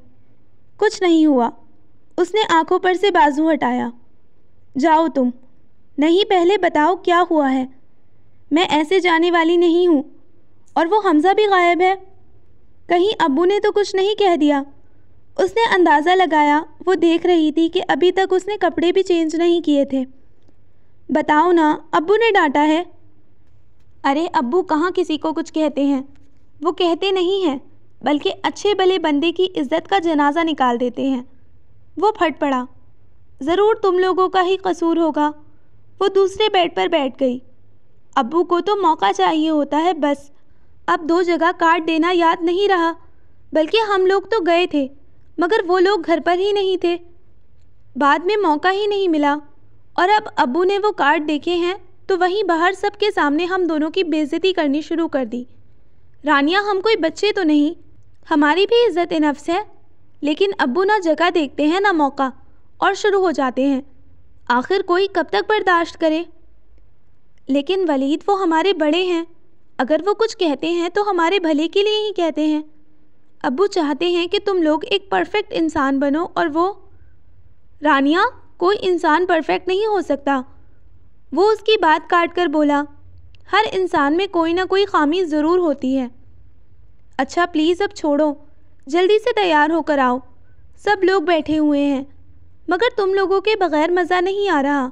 اور ہاں، وہ تمہاری روٹھی ہوئی بیگم کہاں ہے؟ اس نے حمزہ کے متعلق پوچھا۔ وہ… ولید نے ایک پل کے لیے سوچا، پھر بولا، اپنے حجرے میں ہوگا یا پھر چھت پر۔ وہ آج نہیں آئے گا، اسے بہت غصہ آیا ہوا ہے۔ کیوں نہیں آئے گا؟ دیکھنا ابھی آئے گا۔ وہ تیزی سے سیڑھیاں طے کرتے ہوئے اوپر چلی گئی اور ولید اس کے انداز پر غور کرتا رہ گیا۔ وہ چھت پر رکھی چارپائی پر لیٹا ہوا تھا، اس کی آواز پر یکدم اٹھ کر بیٹھ گیا۔ تم یہاں کیا کر رہی ہو؟ اور اگر میں بھی تم سے پوچھوں کہ سب لوگ نیچے تمہیں ڈھونڈ رہے ہیں اور تم یہاں کیا کر رہے ہو تو… وہ آہستہ آہستہ چلتے ہوئے اس کے نزدیک آئی تو وہ اٹھ کر کھڑا ہو گیا۔ رانیہ نے دیکھا کہ اس کی آنکھیں سرخ ہو رہی تھیں، اسے افسوس ہوا۔ ویسے ہی میرے سر میں درد ہو رہا تھا، اس نے منہ پھیر لیا۔ اچھا واقعی؟ آنکھوں میں شرارتی سی چمک لیے اس نے پوچھا۔ تو کیا میں جھوٹ بول رہا ہوں؟ اسے بہت سخت غصہ آیا ہوا تھا۔ رانیہ کو اس بات کا اندازہ تھا۔ نہیں تو میں نے کب کہا؟ وہ جلدی سے بولی۔ ہانیہ آپ ہی نیچے بلا رہی ہیں۔ کیوں؟ کیا میرے بغیر ان کی مہندی کی رسم نہیں ہو سکتی؟ ہو سکتی ہے، کیوں نہیں ہو سکتی، مگر مزہ نہیں آ رہا۔ تو کیا میں جوکر ہوں جو میرے بغیر مزہ نہیں آ رہا؟ اس کا بس نہیں چل رہا تھا کہ رانیہ کو کہیں غائب کر دے، اسے اس وقت تنہائی درکار تھی۔ مگر رانیہ کی ہنسی نکل گئی۔ دیکھو میں کہہ رہا ہوں کہ اس وقت تم یہاں سے چلی جاؤ، مجھے اکیلا چھوڑ دو، ورنہ کیا؟ ہاں؟ وہ دونوں ہاتھ کمر پر ٹکا کر بولی۔ ریڈ اور بلو کلر کے سوٹ میں وہ اس وقت اتنی منموہنی لگ رہی تھی کہ اگر حمزہ ایک تفصیلی نگاہ اس پر ڈال لیتا تو فوراً اپنا غصہ بھول جاتا۔ میں سب سے کہہ کر آئی ہوں کہ میں ابھی حمزہ کو لے کر آتی ہوں اور تم ہو کہ نخرے ہی دکھاتے جا رہے ہو۔ چلو میرے ساتھ۔ رانیہ نے اس کا ہاتھ پکڑ لیا۔ جلدی کرو، پہلے ہی اتنی دیر کر دی ہے، ابھی تم تیار ہونے میں بھی 6 گھنٹے لگاؤ گے۔ رانیہ بی بی، میں بھی آپ سے کچھ کہہ رہا ہوں۔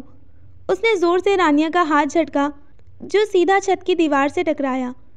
پیلی اور سرخ چوڑیاں زمین پر بکھرتی چلی گئیں، وہی چوڑیاں جو شام کو اس نے بڑی محبت سے اکٹھی کر کے اسے پہنائی تھیں۔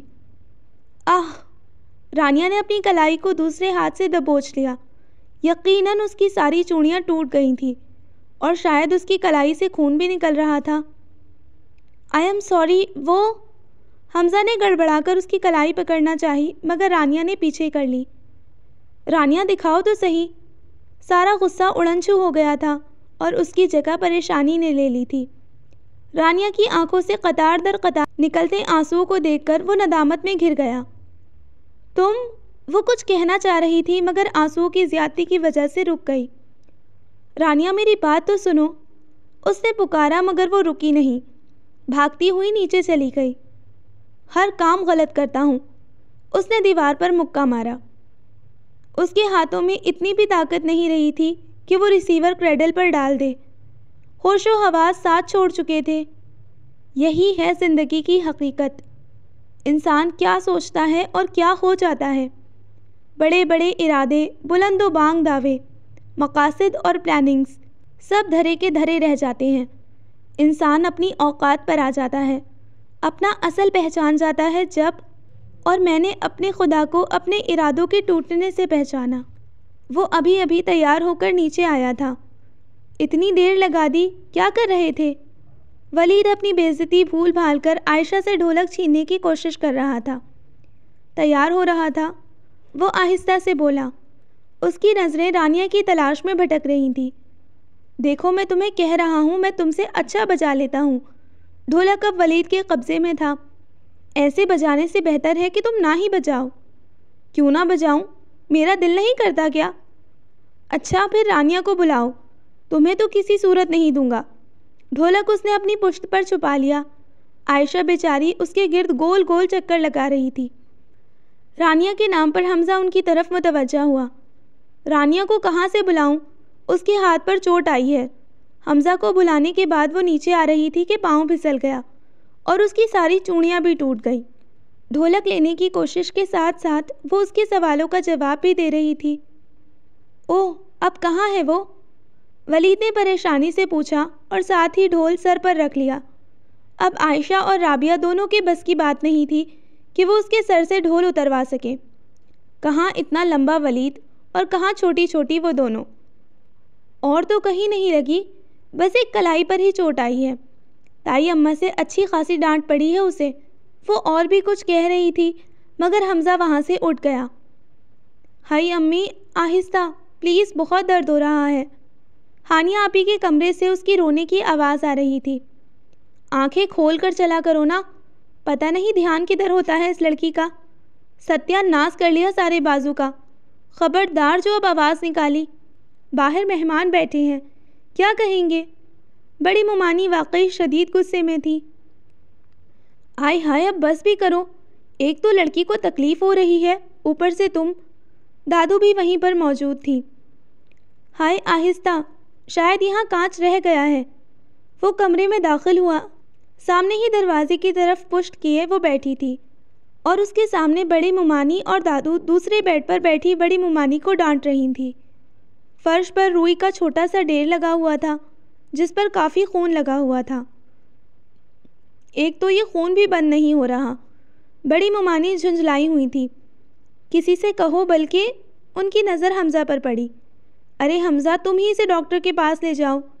رانیہ اور بڑی ممانی نے، جو ابھی تک اس کی آمد سے بے خبر تھی، فوراً پیچھے مڑ کر دیکھا۔ کوئی بات نہیں امی، ابھی بند ہو جائے گا۔ رانیہ نے مری مری آواز میں انکار کیا۔ ایسے کیسے بند ہو جائے گا؟ ممانی نے اسے ڈانٹ کر رکھ دیا۔ یہ مین روڈ پر کلینک ہے نا، وہیں لے جانا۔ دادو نے فوراً مشورہ دیا۔ ٹھیک ہے، میں گاڑی نکالتا ہوں، تم جلدی آؤ، وہ کہہ کر باہر نکل گیا۔ امی مگر، پیچھے سے اسے رانیہ کی آواز آئی تھی۔ بڑی سی چادر لے کر وہ باہر آئی تو اس نے فوراً گاڑی سٹارٹ کر دی۔ آنسو اب بھی اس کی آنکھوں میں تھے جنہیں بڑی مشکل سے اس نے روک رکھا تھا۔ Rania, I am very sorry, مجھے نہیں پتا تھا کہ… اسے سمجھ میں نہیں آ رہا تھا کہ وہ کیسے اس سے معافی مانگے، کیسے اپنی ندامت کا اظہار کرے۔ Please just leave it. وہ مسلسل باہر دیکھ رہی تھی۔ مگر تم، وہ بے چینی سے بولا۔ وہ اس سے رخ موڑے بیٹھی تھی، مسلسل باہر کی جانب دیکھ رہی تھی۔ تو پھر اس طرح کیوں؟ وہ بھی حمزہ تھا، اس کی رگ رگ سے واقف۔ کیونکہ حمزہ صاحب، مجھے تکلیف ہو رہی ہے، اس نے ایک ایک لفظ چبا کر کہا۔ اور جانتے ہو، یہ تکلیف ان کانچ کے ٹکڑوں کی وجہ سے نہیں ہو رہی، بلکہ آج میرا مان ٹوٹ گیا ہے۔ سب نے کہا کہ آج حمزہ بہت غصے میں ہے، وہ کسی کی نہیں سنے گا، وہ نیچے نہیں آئے گا۔ مگر میں نے کہا کہ وہ میرے بلانے پر آ جائے گا، اور سب نے میرا بہت مذاق اڑایا، اور ٹھیک ہی اڑایا تھا۔ میرا ہی دماغ خراب تھا کہ تمہیں بلانے چلی آئی، حالانکہ تم… وہ پھر سے رونے لگی۔ حمزہ کچھ کہنے لگا تھا مگر کلینک آ چکا تھا، لہٰذا وہ چپ ہی رہا۔ اوہو، آپ اتنی بڑی ہیں اور اس طرح رو رہی ہیں؟ ڈاکٹر نے اس کی سوجی ہوئی آنکھیں دیکھیں تو ہنس کر بولا، اور پھر جیسے ہی ڈاکٹر نے اس کا زخم صاف کرنا شروع کیا تو رانیہ نے دونوں آنکھیں بند کر لیں اور نچلا ہونٹ دانتوں تلے دبا لیا۔ چلے بھائی، آنکھیں کھولیں۔ چند لمحے بعد ڈاکٹر کی آواز پر اس نے آنکھیں کھول دیں۔ وہ دونوں ساتھ ساتھ کلینک سے نکلے۔ ہاں بھائی بتاؤ، اب کیا کھانا ہے؟ وہ زبردستی اپنے لہجے میں بشاشت پیدا کرتے ہوئے بولا۔ کچھ نہیں، وہ آہستگی سے بولی۔ تم ابھی تک ناراض ہو؟ وہ یک دم سنجیدہ ہو گیا۔ اس کے لہجے میں کتنے ہی خشرے بول رہے تھے۔ رانیہ نے صرف ایک نظر اسے دیکھا کہ اس کی ناراضگی اس کے لیے کیا معنی رکھتی ہے، اور اس کے تمام سوالوں کے جواب تو اس کے چہرے پر ہی رقم تھے۔ وہ کپڑے چینج کر کے آیا تھا صرف اس کے کہنے پر، وہ تیار بھی ہوا تھا صرف اس کے لیے، کیونکہ وہ اسے بلانے گئی تھی خود۔ اس نے سر جھکا لیا اور پھر نفی میں سر ہلا دیا۔ تو پھر اس طرح… وہ سمجھ نہیں پا رہا تھا کہ وہ اسے کیا کہے، کس طرح اپنی ندامت کا اظہار کرے۔ رانیہ، آج میں تم سے یہ کہہ دینا چاہتا ہوں کہ وہ بھی اتنا ہی کہہ پایا تھا کہ رانیہ نے اسے ٹوک دیا۔ پلیز حمزہ، کچھ لفظ انکہی اچھے لگتے ہیں۔ وہ اب باہر دیکھ رہی تھی۔ اب دیکھ لو، خود ہی منع کر رہی ہو، پھر مجھ سے شکایت نہیں کرنا۔ وہ ایک دم ہلکا پھلکا ہو گیا تھا۔ اب تم پھر پھیل رہے ہو، اپنی حد میں رہو، سمجھے؟ وہ بگڑ کر بولی تو حمزہ قہقہہ لگا کر ہنس پڑا۔ تم دل کی دھڑکن میں رہتے ہو، میری ان سانسوں سے کہتے ہو۔ وہ دھیرے دھیرے گنگنانے لگا۔ آج یہ لمحے، یہ پل، یہ ساعتیں ان کے لیے یادگار بن گئی تھیں۔ کوئی اظہار نہیں ہوا تھا، مگر پھر بھی سب کچھ واضح ہو گیا تھا۔ وہ ایک دوسرے کے لیے کتنے اہم ہیں، یہ انہیں معلوم ہو گیا تھا۔ اسے لگ رہا تھا کہ وہ پتھر کا ہو چکا ہے۔ وہ ابھی ابھی اپنے فلیٹ میں آیا تھا۔ پچھلے 3 دن سے وہ مسلسل جاگ رہا تھا، اور نیند تو اب بھی اس کی آنکھوں میں نہیں تھی۔ وہ راحیل کو رخصت کر کے آ رہا تھا۔ وہ ہمیشہ ہمیشہ کے لیے یہاں سے چلا گیا تھا، مگر ڈیڈ باڈی کی صورت میں۔ انسان کیا اور اس کی حقیقت کیا؟ یہاں ہم بڑی بڑی خواہشات کرتے ہیں، لمبی لمبی پلاننگز کرتے ہیں، مگر یہ سب کچھ کرتے کرتے ہمیں تھوڑی دیر کے لیے بھی یہ خیال نہیں آتا کہ اگر ہم ہی نہ رہے تو؟ کیسی خواہشات، کہاں کی پلاننگ؟ مگر راحیل کی تو بہت چھوٹی چھوٹی خواہشیں تھیں، ننھے منھے خواب تھے اپنے اکلوتے بیٹے کے حوالے سے۔ اس کی خواہش تھی کہ وہ اپنے بیٹے کے لمس کو محسوس کرے، اس کو چھوئے، اس کے لبوں کا بوسہ لے۔ یہ کوئی بہت زیادہ، بہت بڑی خواہش تو نہیں تھی۔ کوئی باپ اپنے بیٹے کے حوالے سے ایسی خواہشات کا اظہار کرے تو یہ کوئی بہت بڑی بات تو نہیں۔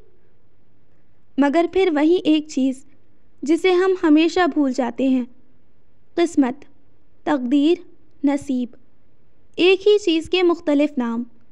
اب کہاں کی خواہش اور کہاں کے خواب؟ تمام حسرتیں اپنے دل میں لیے وہ منو مٹی تلے سو چکا تھا۔ آہ! راحیل کی آواز ابھی تک اس کے کانوں میں گونج رہی تھی۔ امی کہہ رہی تھی موسیٰ نے ایک دانت نکالا ہے اور اب تو تھوڑا تھوڑا چلنے بھی لگا ہے۔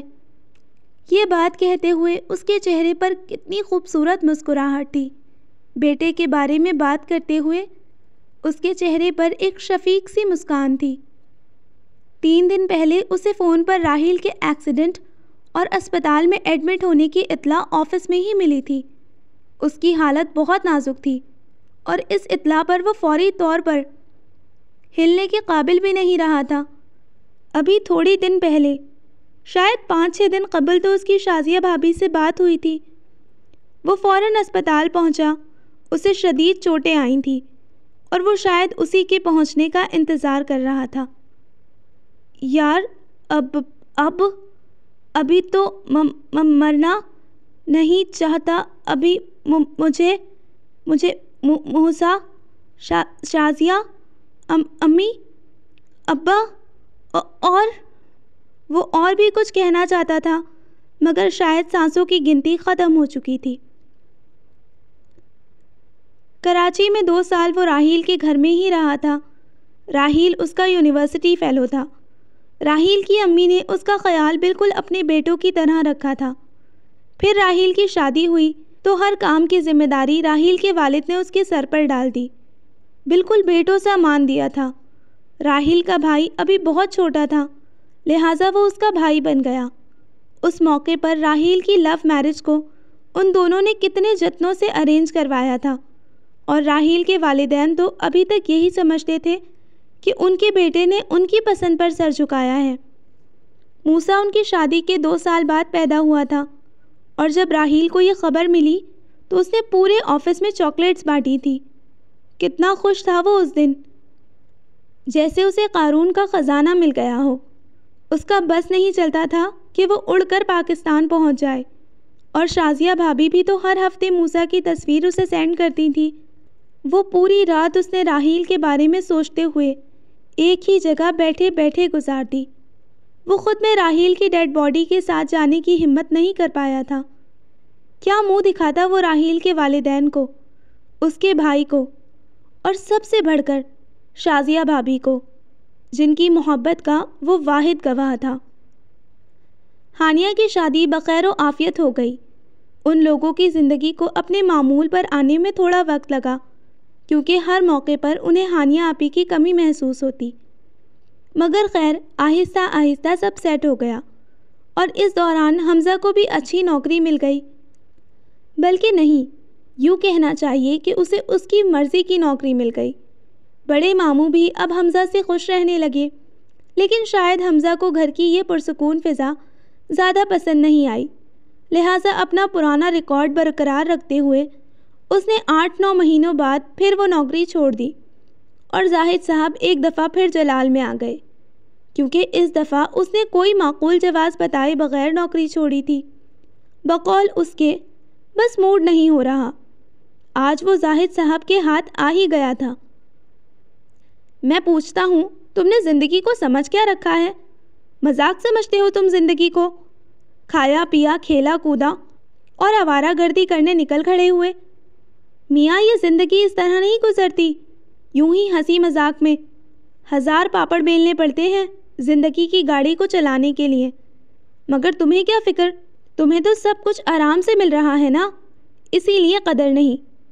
وہ کہتے کہتے باہر چلے گئے، مگر وہ اپنی جگہ سے ہل نہیں سکا تھا، تو آخر تانا دے ہی دیا کہ ہم ان کے ٹکڑوں پر پل رہے ہیں۔ شام کا وقت تھا، سب اپنے اپنے کاموں میں مصروف تھے، اور وہ وہیں کھڑا نہ جانے کیسی کیسی منفی باتیں سوچتا رہا۔ حمزہ، کیا بات ہے؟ اس طرح کیوں کھڑے ہو باہر؟ اپنے کمرے سے نکلتی بڑی ممانی نے اسے باہر کھڑے دیکھا تو پوچھ لیا۔ اس نے ایک نظر ان پر ڈالی اور پھر تیز قدموں سے چلتا ہوا باہر نکل گیا۔ گھر میں بیری ہو تو پتھر تو آتے ہی رہتے ہیں، اور یہاں حویلی میں تو بیریاں ہی بیریاں تھیں۔ وہ دوپہر کو گھر آیا تو خلاف معمول کافی چہل پہل تھی۔ ارے بھائی، خیریت تو ہے؟ آج کون سے مہمان خصوصی تشریف لا رہے ہیں جن کے لیے اتنی تیاریاں ہو رہی ہیں؟ اس کا پہلا ٹکراؤ ہی رانیہ سے ہوا، اور وہ تو پہلے سے ہی بھری بیٹھی تھی، اس پر الٹ پڑی۔ تم سے مطلب گھر میں چاہے کوئی آئے کوئی جائے، تم آوارہ گردی ہی کرتے رہنا، ہم مریں یا جئیں، تمہیں اس سے کوئی مطلب نہیں ہونا چاہیے۔ تم ایک انتہائی خود غرض انسان ہو، سنا تم نے؟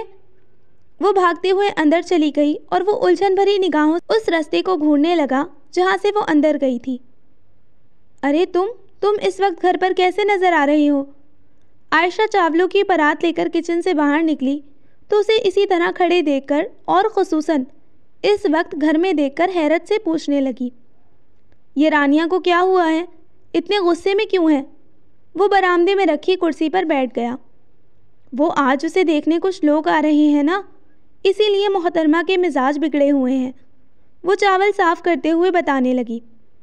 رانیہ کو دیکھنے؟ مگر کیوں؟ وہ سمجھ کر بھی سمجھ نہیں پا رہا تھا۔ ارے کس دنیا میں رہتے ہو؟ وہ سر اٹھا کر اسے دیکھنے لگی۔ لوگ لڑکی کس لیے دیکھتے ہیں؟ اپنے بھائی، اپنے بیٹے کے لیے۔ تو زمین چکرا رہی تھی یا آسمان، اسے سمجھ میں نہیں آ رہا تھا۔ اس کے ارد گرد ہر چیز گھوم رہی تھی۔ پھر وہ ایک جھٹکے سے اٹھ کھڑا ہوا۔ ارے حمزہ گھر پر ہے؟ حمزہ بیٹے، ذرا بازار سے یہ۔ چھوٹی ممانی کیا کہہ رہی تھی، اس کے پاس سننے کی فرصت نہیں تھی۔ وہ تیز تیز چلتا ہوا باہر آ چکا تھا۔ اسے گھٹن ہو رہی تھی، جیسے ہوا میں آکسیجن کم ہو گئی ہو۔ پھر نہ جانے کتنے گھنٹے وہ بے مقصد سڑکوں پر پھرتا رہا۔ کہاں تھے تم؟ دروازہ عارفہ بیگم نے کھولا۔ وہ آج کتنے عرصے بعد گھر دیر سے آیا تھا۔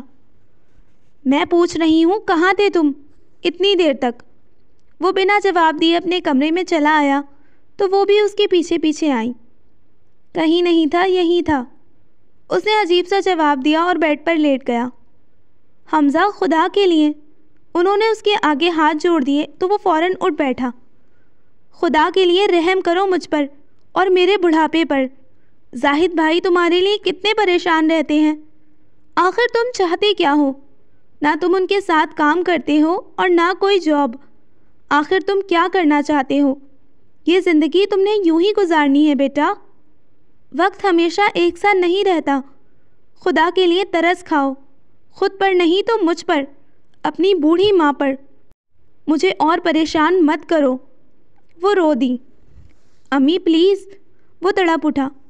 وہ مدثر آج جا رہا تھا، اس لیے سب اس کے گھر اکٹھے ہوئے تھے۔ آج رات اس کی فلائٹ تھی امریکہ کے لیے۔ کافی دیر بعد وہ بولا، صرف اور صرف عارفہ بیگم کا غصہ کم کرنے کے لیے۔ اس نے یہ بہانہ گھڑا تھا، ورنہ مدثر تو کتنی ہی دیر اسے بلاتا رہا تھا، مگر وہ سڑکیں ناپنے نکل کھڑا ہوا۔ عارفہ بیگم کتنی ہی دیر اس کے چہرے سے اس بات کے سچ یا جھوٹ ہونے کا اندازہ لگاتی رہی، مگر وہ بیڈ پر بیٹھا اپنے کمرے کے فرش کو گھورتا رہا۔ وہ آہستہ آہستہ قدم اٹھاتی باہر نکل آئیں۔ پتہ نہیں کیا چاہتا ہے یہ لڑکا، شاید اتنی محبتوں نے اسے خود سر بنا دیا ہے۔ ضدی تو خیر وہ شروع سے ہی تھا، وہ سوچنے لگی، مگر وہ نہیں جانتی تھی کہ اتنی محبتوں نے اس کو خود سر نہیں بنایا، بلکہ اسے تو سرے سے ہی ان محبتوں اور چاہتوں کا احساس نہیں تھا۔ وہ ان محبتوں کو ترس، ہمدردی، رحم اور احسان سمجھتا تھا۔ آج کافی دنوں بعد وہ مارکیٹ آیا تھا۔ گھر میں تقریباً ہر چیز ختم ہو چکی تھی۔ اسے خیال آیا کہ اسے اب گھر کے لیے خریداری کر لینی چاہیے۔ وہ اپنی یادداشت کو کھنگالتا مختلف چیزوں کو یاد کر رہا تھا جو اس کی روزمرہ ضروریات تھیں۔ اف، وہ جھنجھلایا، کیا مصیبت ہے! وہ کوئی بھی چیز ڈھنگ سے نہیں لے پا رہا تھا۔ ایک لسٹ ہی بنا لیتا، کم از کم یوں خوار تو نہ ہونا پڑتا۔ مگر اس سے پہلے کب اس نے چیزوں کی لسٹ بنائی تھی؟ وہ تو جو چیزیں راحیل خریدتا تھا ساتھ خرید لیتا، مگر اب وہ ایک شیلف کے پاس کھڑا مختلف قسم کے جیم دیکھ رہا تھا کہ کسی نے اس کا ہاتھ پکڑ کر اپنی طرف متوجہ کیا۔ ماموں! وہ جھٹکے سے پلٹا۔ اس کو متوجہ کرنے والی ایک 6-7 سالہ بچی تھی اور ساتھ ایک 2 سال کا بچہ۔ آپ حمزہ ماموں ہیں نا؟ اس بچی کے لہجے میں کتنا یقین تھا۔ اس نے ہراساں نظروں سے ادھر ادھر دیکھا۔ بچی نے ابھی تک اس کا ہاتھ تھاما ہوا تھا۔ نانو؟ بچہ تھوڑا سا تتلایا تھا، مگر وہ بھی بڑے شوق سے بولا تھا، اور وہ انہیں دیکھ دیکھ کر حیران ہو رہا تھا۔ آخر یہ کون تھے جو اسے جانتے بھی تھے اور پہچانتے بھی؟ آپ کا نام کیا ہے؟ وہ بچی بہت صاف اردو میں بات کر رہی تھی، لہٰذا اس نے بھی اردو میں ہی پوچھا۔ میں مسکان ہوں اور یہ میرا بھائی ہے قاسم۔ بچی نے اس کے سر پر دھماکہ کیا۔ واٹ؟ وہ جوش سے بولا۔ مسکان، یعنی تم؟ میرا مطلب ہے آپ ہانیہ آپی کی بیٹی ہو؟ وہ گھٹنوں کے بل وہیں بیٹھ گیا۔ بچی نے اثبات میں سر ہلایا تو اس نے ان دونوں کو اپنے سینے سے لگا لیا۔ اسے یقین نہیں آ رہا تھا کہ وہ دونوں اس کے سامنے کھڑے ہیں۔ وہ ان دونوں کو چٹا چٹ چوم رہا تھا۔ تم لوگوں کی مما کہاں ہے؟ اس نے مسکان سے پوچھا۔ وہ پھپھو کے ساتھ اپنی ایک فرینڈ کے ساتھ باتیں کر رہی تھی اور ہم دونوں کھڑے ہو کر تھک گئے تھے، اس لیے ادھر آ گئے۔ اس نے قاسم کو اٹھایا، مسکان کی انگلی پکڑی اور باہر نکل آیا۔ تم نے مجھے پہچانا کیسے؟ اسے حیرت ہو رہی تھی کہ اتنی چھوٹی سی تو تھی جب وہ وہاں سے آیا تھا، اور قاسم تو ہانیہ آپی کا نیا پیس تھا۔ مما تو ہر وقت آپ کی باتیں کرتی رہتی ہیں، اور آپ کی اتنی ساری تصویریں بھی ہیں ہمارے گھر۔ حمزہ نانو، آئیکیم خانی ہے۔ وہ دونوں آپس میں ہی باتیں کر رہے تھے تو مجبوراً قاسم کو حمزہ کا چہرہ اپنے ہاتھوں میں لے کر اپنی طرف متوجہ کرنا پڑا۔ او یس باس۔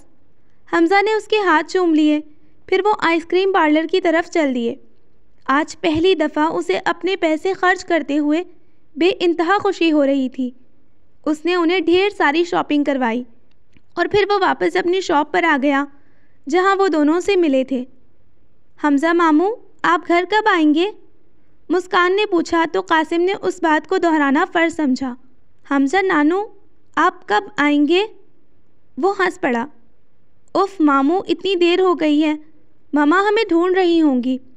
مسکان کو بہت جلدی یاد آ گیا تھا۔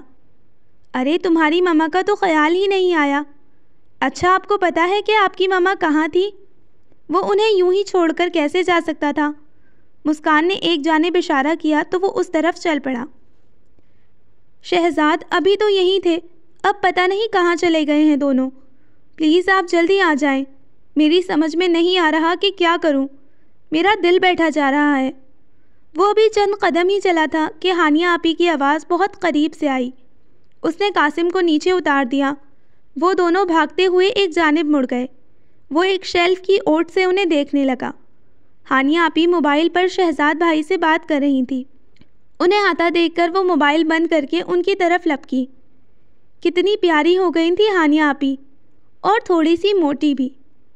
کہاں چلے گئے تھے تم لوگ؟ مسکان، کہاں لے گئی تھی تم اسے؟ اگر یہاں گم ہو جاتے تو کیسے ڈھونڈتی میں؟ وہ ان دونوں کو ڈانٹنے لگی۔ اور یہ چیز کہاں سے اٹھا کر لائے ہو؟ فوراً رکھ کر آؤ۔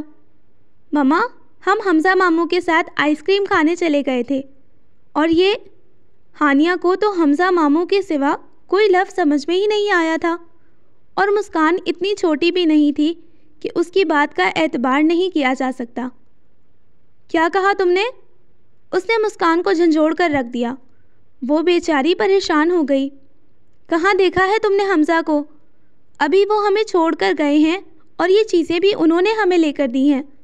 ہانیہ نے ایک نظر مسکان اور اس کی چیزوں کو دیکھا، اور پھر ایک نظر اپنی نند پر ڈالی جس کے ساتھ وہ یہاں آئی تھی۔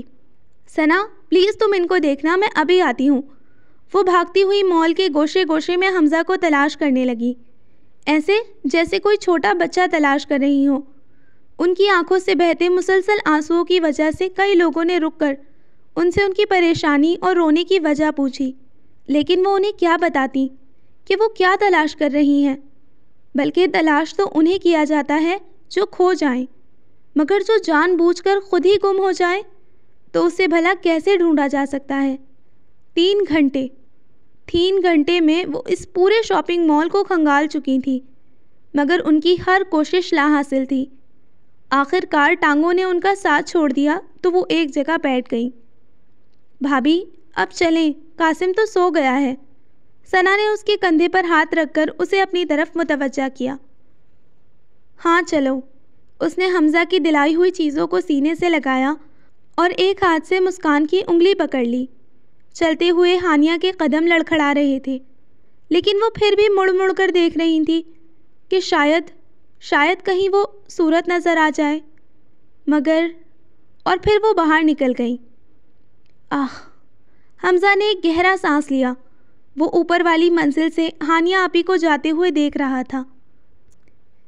کتنے عرصے بعد اس نے کسی اپنے کی شکل دیکھی تھی۔ اس دور دیس میں کتنے عرصے بعد کوئی اس کے لیے فکر مند ہوا تھا، کوئی اس کے لیے رویا تھا، کسی نے اس کو پیار سے پکارا تھا، لیکن وہ ان سے بھاگ کیوں رہا تھا؟ یہ بات خود اس کی سمجھ میں بھی نہیں آئی، مگر کوئی خول چٹکنے لگا تھا۔ اوئے، کہاں تھا تو؟ مدثر اس کے فلیٹ کے باہر ہی کھڑا تھا۔ مارکیٹ گیا ہوا تھا۔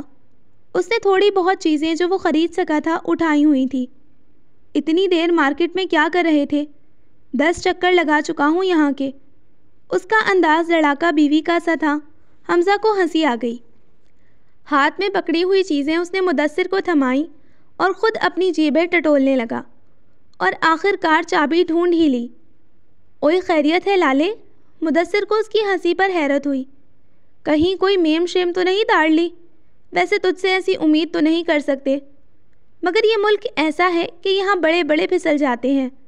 اور وہ باتیں کرتے ہوئے اندر آ گئے۔ حمزہ نے سامان کچن میں رکھا اور اپنے اور مدثر کے لیے کافی بنانے لگا۔ بیٹا جی، میں تو پہلے سے پھسلا ہوا ہوں، اب پھسلا ہوا اور کیا پھسلے گا؟ حمزہ نے اس کی بات بیچ میں اچک لی۔ مدثر نے ایک دفعہ پھر حیرت سے اسے دیکھا، جو عرصے بعد اپنے رنگ میں واپس آیا تھا۔ کتنا بے ساختہ انداز تھا اس کا۔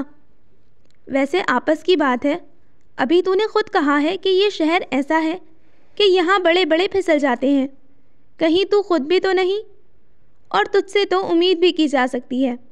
اس نے کپ لا کر ٹیبل پر رکھے اور ابھی لائے ہوئے شاپرز میں سے کوکیز کا جار نکالنے لگا۔ لو جی، میں تو تم سے ہمدردی کر رہا تھا اور تم نے الٹا مجھے ہی مشکوک کر دیا۔ ہائے ہائے، نیکی کا تو زمانہ ہی نہیں رہا۔ میں اگر پھسلا بھی نہ تو فارحہ کی ایک گھوری پر اٹھ کر سیدھا کھڑا ہو جاؤں گا۔ اس نے اپنی منگیتر کا نام لیا جس سے اس کی بڑی مشکل سے منگنی ہوئی تھی۔ اور کیوں مشکل سے ہوئی تھی یہ ایک الگ داستان تھی، اور اب انرجی بھی نہیں رہی کسی نئی ہنگامہ آرائی کے لیے۔ پہلے فارحہ سے اتنی مشکل سے منگنی کروائی ہے، اب دوسری کے لیے اور انرجی نہیں ہے مجھ میں۔ وہ ہنسا۔ ہاں اگر ہوتی تو تو نے شادی ہی کرنی تھی ڈائریکٹ۔ حمزہ نے کہا لگایا اور اسے ایک دفعہ پھر حیران کر گیا۔ اچھا چھوڑیے شادی وادی کا چکر، ایک خبر سن، اس نے سنجیدگی سے کہا۔ وہ ربیہ بتا رہی تھی کہ ہانیہ آپی آئی ہوئی ہیں امریکہ اپنی کسی نند کے پاس، اور شاید 5-6 دن میں چلی جائیں گی، سیدھی پاکستان جائیں گی وہ۔ اپنی بات کہہ چکنے کے بعد مدثر نے اس کے چہرے کی طرف دیکھا جہاں نارمل ہی تاثرات تھے۔ ہاں مجھے پتا ہے، میں ابھی مل کر آیا ہوں ان سے۔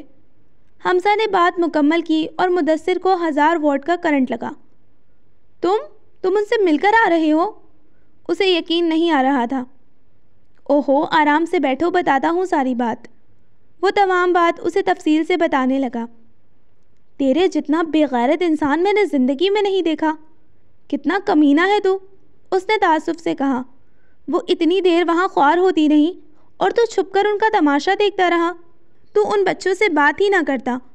مدثر کو اس کی حرکت پر افسوس ہو رہا تھا، مگر اس کی اگلی بات پر مدثر کا دماغ بھگ سے اڑ گیا۔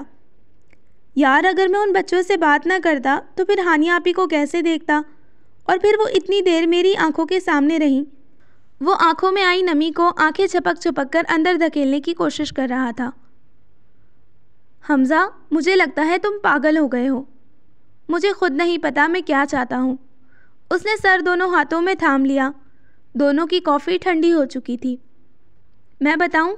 مدثر اس کے سامنے بیٹھ گیا۔ حمزہ نے سر اٹھا کر اسے دیکھا۔ دراصل تم ان لوگوں سے الگ رہ کر بھی الگ نہیں ہو سکتے، تم ان لوگوں کو بھول نہیں سکتے۔ وہ کھڑا ہو گیا۔ اور نہ ہی بھلانا چاہتے ہو، وہ کہہ کر چلا گیا، اور حمزہ نے پھر سے سر جھکا لیا۔ پتہ نہیں کیا بات ہوئی اور ان لوگوں کو جو رانیہ کے رشتے کے لیے آئے تھے کیا جواب دیا گیا کہ وہ دوبارہ حمزہ کو نظر نہیں آئے۔ رانیہ بھی ریلیکس سی نظر آ رہی تھی، سو حمزہ نے اندازہ لگایا کہ معاملہ خود ہی ٹھیک ہو گیا ہے۔ اس کی اپنی ہی روٹین تھی، جب دل کیا نوکری کر لی، اور جب دل چاہا اس دفعہ منہ پر مار کر آ جاتا، اور پھر زاہد صاحب سے ڈانٹ سنتا۔ آخر آپ ایسے لوگوں کو آنے ہی کیوں دیتی ہیں؟ رانیہ کی تیز آواز پر حمزہ کے اپنے کمرے کی طرف بڑھتے ہوئے قدم رک گئے۔ ہم منع بھی تو نہیں کر سکتے۔ بڑی ممانی کا لہجہ تھکا ہوا تھا، لگتا تھا کہ وہ اور رانیہ کافی دیر سے کسی بحث میں الجھی ہوئی ہیں۔ لیکن جب آپ نے کرنا ہی نہیں تو پھر فائدہ ایسی باتوں کا؟ خواہ مخواہ کا اشتہار مت لگوایا کریں، ہم لڑکیاں کوئی شو پیس نہیں ہوتی۔ ساری باتیں اس کے سر سے گزر گئیں تو وہ آگے بڑھ گیا۔ وہ کچن کی طرف مڑا، وہاں پر بھی ہلچل سی مچی ہوئی تھی۔ رابعہ بیچاری کو ہمیشہ کی طرح بقول خود رابعہ کے مشکل ترین کام پر لگایا گیا تھا۔ وہ مٹر چھیل رہی تھی۔ وہ اسی کے پاس بیٹھ گیا اور حیرت سے اس کے مٹر چھیلنے کے انداز کو ملاحظہ کرنے لگا، جو بڑا انوکھا تھا۔ وہ شاپر سے مٹر نکالتی، پھر مٹر کو درمیان سے پکڑ کر اس طرح کھولتی جیسے فرائنگ پین میں انڈا تل رہی ہو، یعنی اپنے سے کافی دور کر کے۔ حمزہ نے بھی اس کے ساتھ مٹر چھیلنے شروع کر دیے، کیونکہ اس کی رفتار اتنی تھی کہ وہ کل تک بھی کوشش کرتی تو یہ سارے مٹر نہیں چھیل سکتی تھی۔ یار رابعہ خیریت تو ہے؟ آج تم کچن میں کیسے؟ وہ تیزی سے مٹر چھیل رہا تھا۔ ہاں وہ رانیہ کو دیکھنے کے لیے کچھ لوگوں نے آنا تھا، مگر دادو نے منع کر دیا۔ اچھا تو رانیہ بی بی اسی لیے اتنی تقریر فرما رہی تھی، اس نے سوچا۔ مگر منع کیوں کر دیا؟ پتہ نہیں، وہ بولی اور پھر چونک اٹھی۔ شاید دادا کی برسی کی وجہ سے۔ آج دادا جان کی برسی ہے نا؟ اس نے بتایا تو حمزہ کو بھی یاد آیا کہ صبح عارفہ بیگم نے اس کو بتایا تھا، مگر وہ ہمیشہ کی طرح بھول گیا تھا۔ اچھا تو نانا جان کی برسی کی وجہ سے اتنا کام پڑا ہوا ہے رابعہ بی بی پر؟ وہ ہنس پڑا اس کی بیچاری سی شکل دیکھ کر۔ تو اور کیا، اس نے بھی بری سی شکل بنائی۔ مگر اچانک رابعہ کی سائرن نما چیخ میں اس کی آواز دب گئی۔ اس کا چہرہ بالکل سفید ہو گیا اور چیخ تھی جو ختم ہونے کا نام نہیں لے رہی تھی۔ جھٹکے سے کرسی الٹ کر وہ پیچھے ہٹی اور پھر رونا شروع کر دیا۔ کیا ہوا ہے رابعہ؟ عائشہ نے آ کر اسے جھنجھوڑ دیا۔ کیا ہوا ہے؟ کیا ہو گیا ہے؟ باہر سے باقی سب بھی دوڑے آئے۔ وہ حمزہ کی طرف اشارہ کر رہی تھی۔ سب کی نگاہیں حمزہ کی طرف اٹھی تو وہ اپنی جگہ پر چور بن گیا۔ نہ جانے اس سے کیا خطا سرزد ہو گئی ہے۔ اس سے کچھ بولا ہی نہیں جا رہا تھا اور سب حمزہ کو گھور رہے تھے۔ حمزہ، کیا شرارت کی ہے تم نے اس کے ساتھ؟ عارفہ بیگم کڑے تیوروں کے ساتھ آگے بڑھی۔ امی، میں نے کچھ نہیں کیا۔ اب وہ کیا بتاتا؟ وہ تو خود اپنی غلطی، اپنی نہ کردہ شرارت ڈھونڈ رہا تھا۔ تو لسنرس، یہاں پر اینڈ ہوتا ہے ہمارا آج کے ناول کا پارٹ 1 اور ایپیسوڈ 2 آپ کو کل ملے گی۔ تب تک اپنا خیال رکھیے، دعاؤں میں یاد رکھیے۔ اللہ حافظ۔